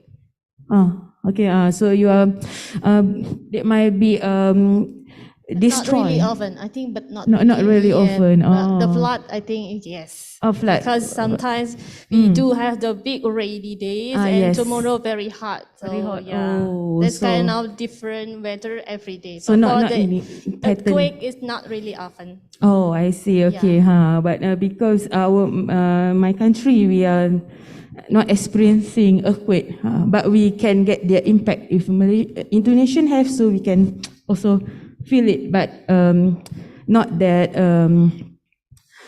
strong. The feels it. Okay. Maybe around 5 or less than 5. Oh, yeah, I see. Okay. So this will give the impacts towards the social humans, okay? They will lose their homes, they will lose their jobs, is it? Okay, so it will increase the loss of livelihood and displace people. Okay, when this situation happens, it will lead to poverty. And when they have no money to carry out their own daily life, okay, so they cannot buy insufficient of money to buy any nutritious food, so will lead to hunger and malnutrition.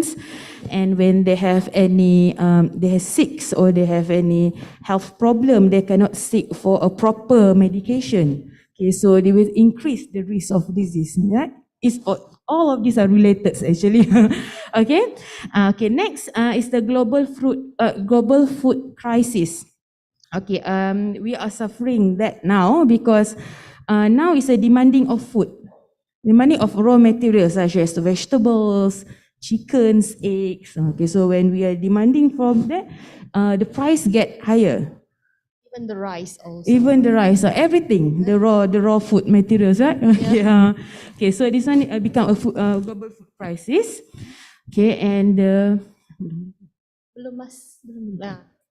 okay, so the water shortage. This one is when the lack of water supply will give the impacts towards the energy resource, such as some energy is from the hydroelectric, okay, hydroelectric. So when the shrinkage of dam or any water resource, so it will give the impact. So cannot function it properly, okay, wind turbine and so on.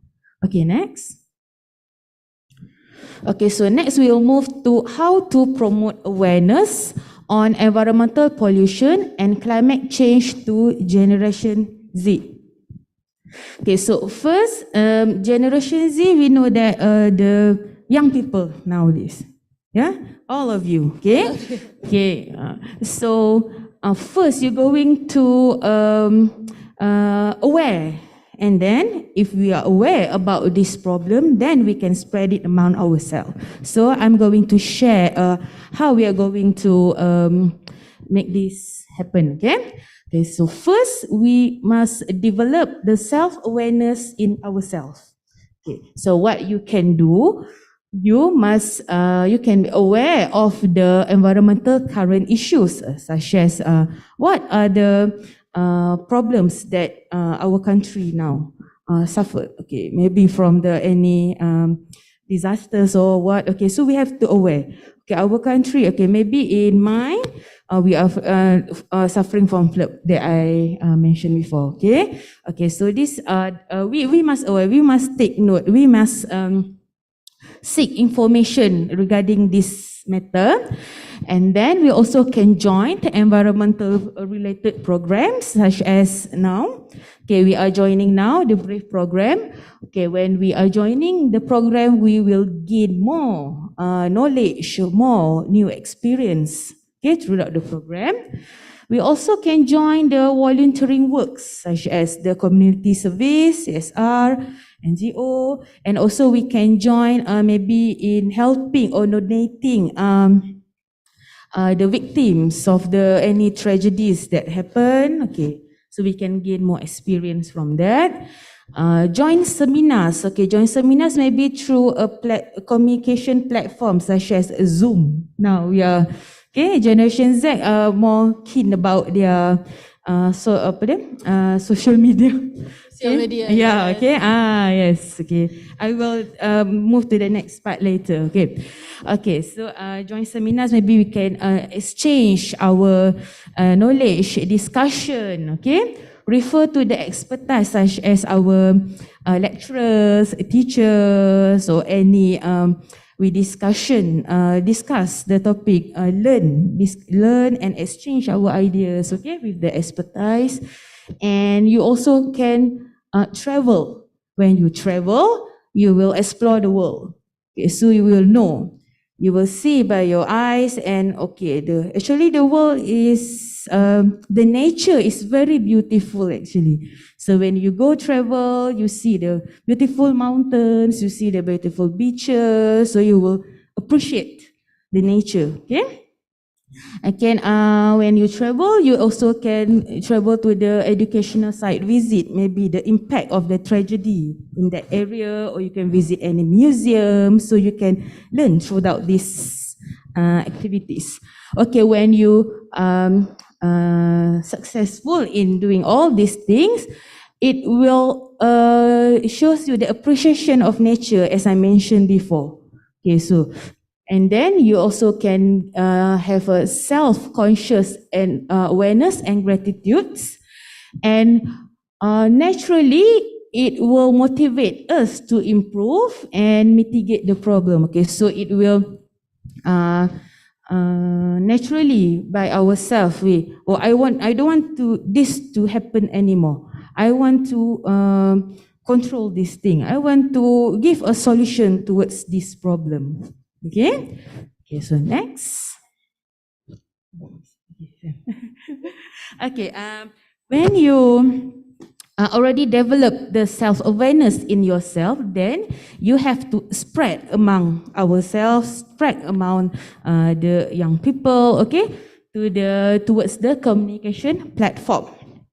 Okay, in my opinion, okay, I'm sure that you are familiar with this, right? Yes. All of you. Even me, I spend my whole day, most of my day by looking at Facebook, TikToks. Okay, so we are same. Okay.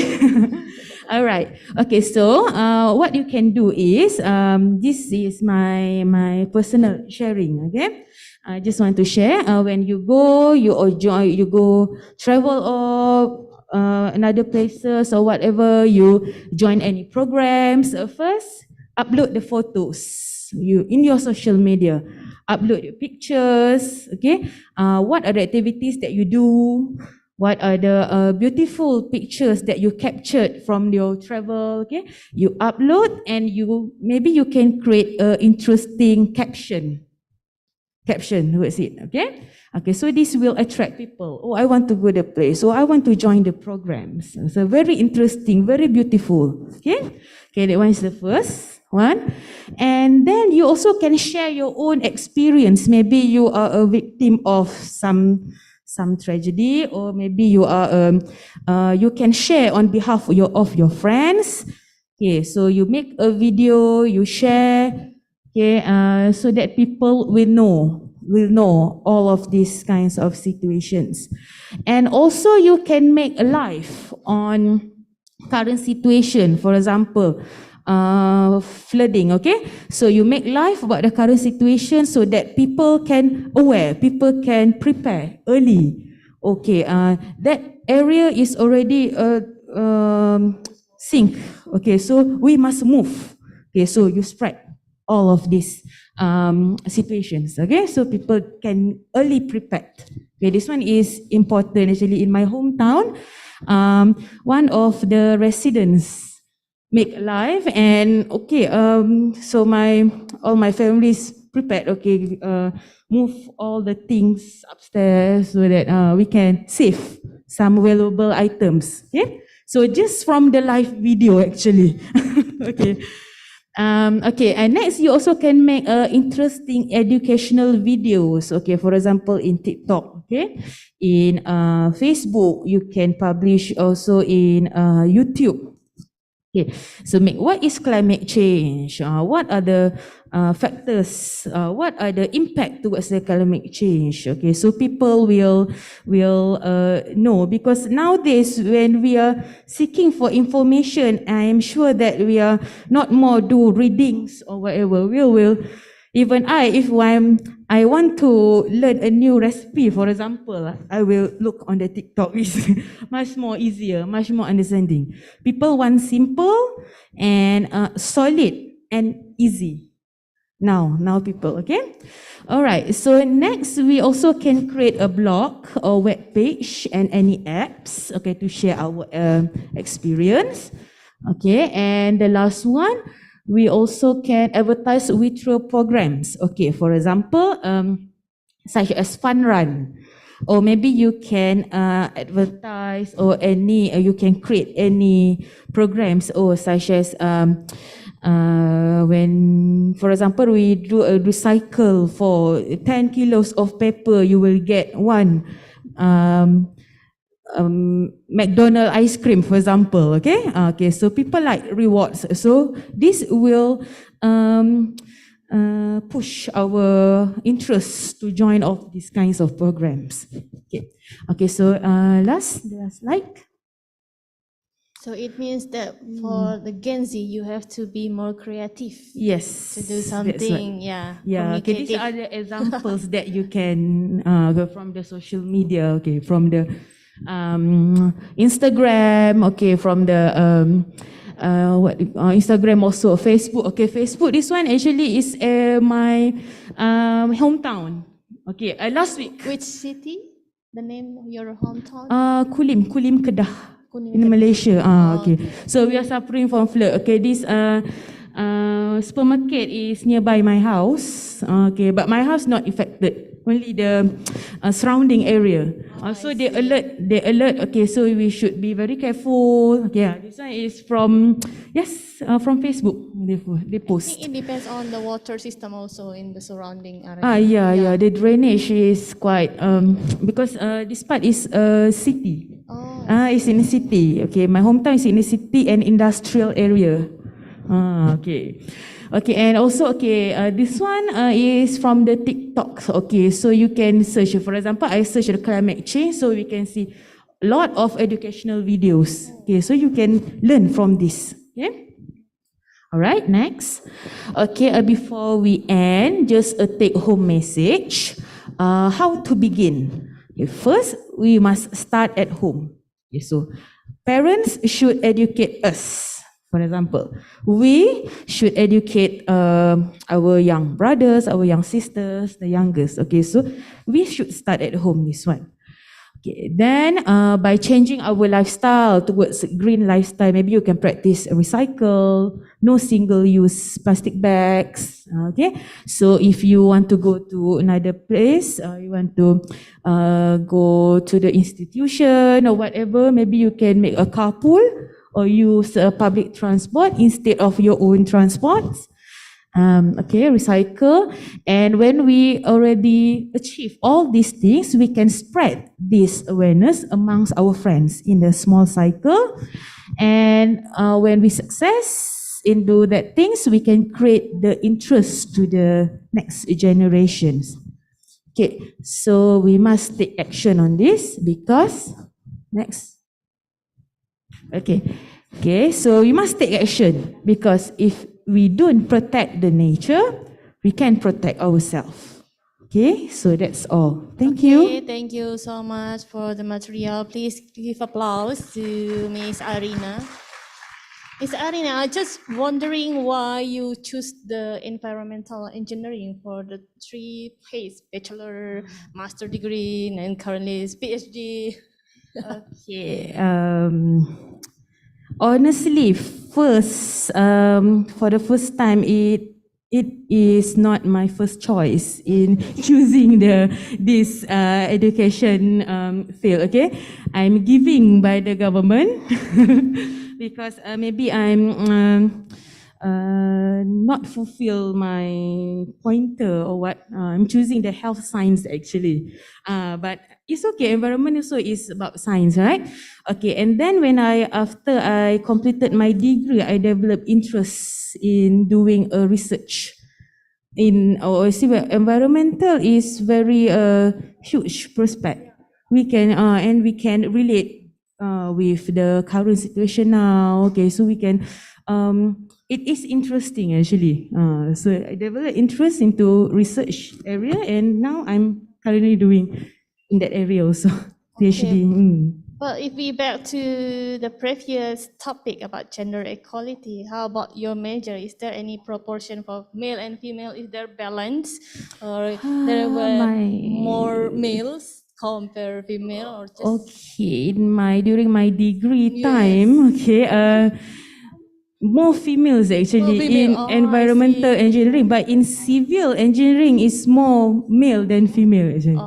So it depends on the course in our faculty. We have many courses. Okay, so in my course more females actually. More people? Yes. Okay, thank you. So Is there any question for this last session?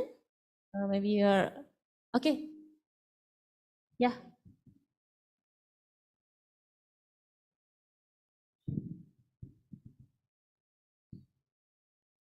Please mention your name and your institution. Bismillahirrahmanirrahim. Assalamualaikum warahmatullahi wabarakatuh. Waalaikumsalam. Thank you for your time. Let me introduce myself to you. My name is Dimas Indrajati. I am from Nahdlatul Ulama University of Surabaya. And as we know, environment issue is a urgent issue for discuss. And my question is, what should we do as a global citizen, especially as a student college, to make an improvement in our environment, beside make video and share with our friend, like strike down and atau bahasa Indonesianya terjun langsung ke lapangan. Selain kita membuat video, apa yang bisa kita lakukan? Apakah kita bisa terjun ke lapangan? Not just a flood, earthquake, but a global issue like global warming, garbage issue, space garbage issue, like this. Thank you for. Okay. Do you understand? What can we do? Maybe as the student, or maybe just global citizen to overcome this issue, because it's quite urgent, right? This issue is quite urgent. What we can do? Maybe as just student, instead of giving the material in the social media, or maybe you just can be a volunteer on the activity, so we can do something real for our environment. Do you any other suggestion as student, what we can do to improve our environment? Okay, thank you for the questions. In my opinion, as I think that we can throughout our networking with others, we must know any department, and then we can, because students we have no power towards the government, so we get know them, and maybe we can inform them directly so that the news can spread it more quickly, cepat. So, so at least they can collaborate, collaborate. With other They students. can because we cannot directly. So that maybe so we first maybe we can get know to the high department, and then maybe we can search for any calls or any. For example, if you want to rescue someone, so we cannot involve ourselves directly, right?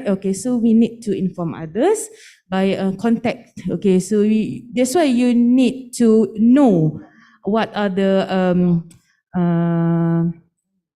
platform, or what are the numbers you should call, to inform all these kind of things. Because we need 1,000 hands to improve the because environment, right? we cannot, especially highest hand highest, for the government policy, right? Yes, that's all.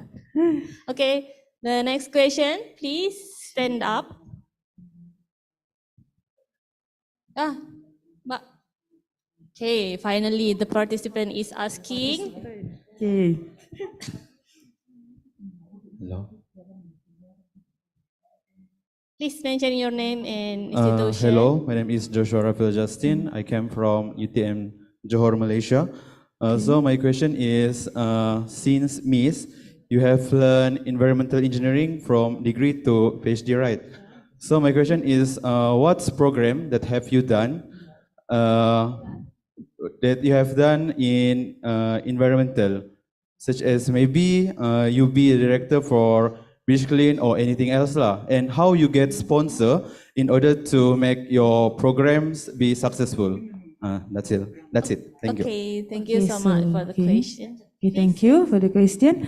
Okay, what I have done so far, because we in UNIMAP, in our school, we also make programs in such as in environmental side, CSR we make. Okay, so in August, I think. Okay, so we go to the primary school and educate all of the students in science. Okay, so educate all of them in science in teaching them how to make a water filter and how to what we call bagi gambaran tentang what is the science is all about. Okay, so what are the importance of the water actually? Okay, so the pollution, and then we like examples we treating in the lab scale. Okay, treat the lab scale. In the lab scale we treat like cloudy water, and then so we just insert any of the indicator to make it clear in terms of the turbidity. Okay, so so how to remove the contaminants and so on. Okay, so we need to start from the small act. From the small, okay, so we need to expose them towards the science and environments. Of them are aware of maybe this pollution, they do not aware about. Yes, so they make camp. Actually, I'm joining a camp. We are organizing a camp. Okay, so we start the program is like university will give the financial award, so we organize the camp. Just to make a young camp. Like that. Okay, thank you for the answer. Maybe the last question before we close the session. Any other? Oh yeah, please. Oh, finally, all of participants is asking their friend, their own friend. My friend. Hello. Yes. Yeah. Hello. Good morning, ma'am.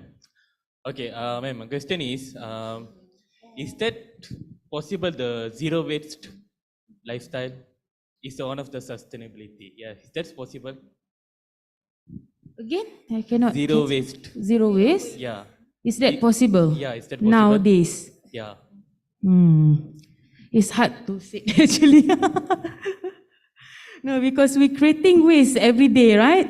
Okay, so actually if it is possible, it can be possible, but not in this era. Maybe we can, in our future generation, right? So we can educate them, okay, the impact of waste towards the environment. So it will cause many kinds of bad implications, right? Okay, so we can educate them from now. But now, if you want to say zero waste, I think is impossible to do immediately. Okay, so that's all. So maybe a decreasing, yeah. A decrease, yes, but zero, I think. Okay, because we're not like Korea, Japan. They are very clean. They are very well educated from home. Yes, so but we. Yes, so we're not practicing recycling. Actually, we just mix up all the waste in one plastic bags. Am I right? Right? Do you practicing the recycle? Do you practice? Yes. Oh yes. Oh, that's very good. Okay, Very so now we nice. have one. But in Malaysia, they do the recycling also. We propose to do recycling, but honestly, just mix up. We just mix up and then just dispose to the landfill, all of these things. Okay, thank That's you. all. Okay, please applause to Miss Arina for the session. Thank you so much for the participation. And before we put the session to the end, we will give the certificate of appreciation for Miss Arina as the speaker today. Maybe Bu Umi, please come to the stage to give the certificate to Miss Arina and the committee. Oh, di sana. Oh, yeah. The committee, please go to the middle. Yeah. Take the picture.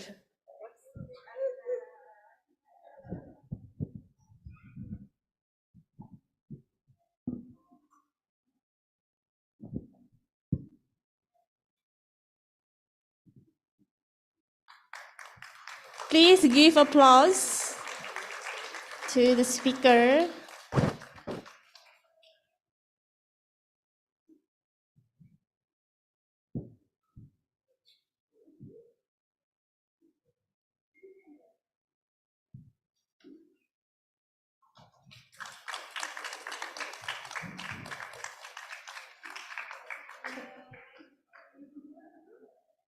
Okay, thank you so much. I think this is the end of the session. I give it back to MC to continue the program. Thank you. Assalamualaikum warahmatullahi wabarakatuh. Waalaikumsalam warahmatullahi wabarakatuh.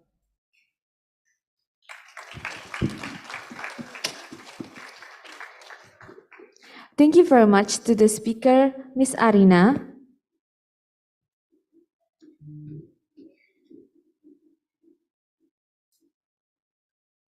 And thank you very much to Mrs. Ira Dwi Jayanti for conducting the first and second session of the lecture. Ladies and gentlemen, for your information, the dance performance we've already watched together was performed by the students of Universitas Nahdlatul Ulama Surabaya.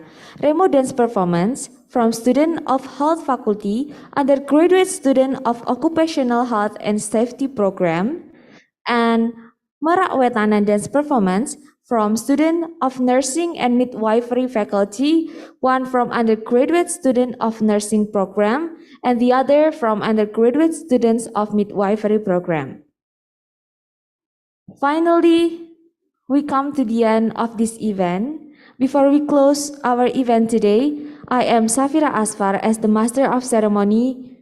I would like to ask for an apology for my mistakes, and I would like to say thank you for the nice attention. Allahul muwafiq ila aqwamit thoriq. Wassalamualaikum warahmatullahi wabarakatuh.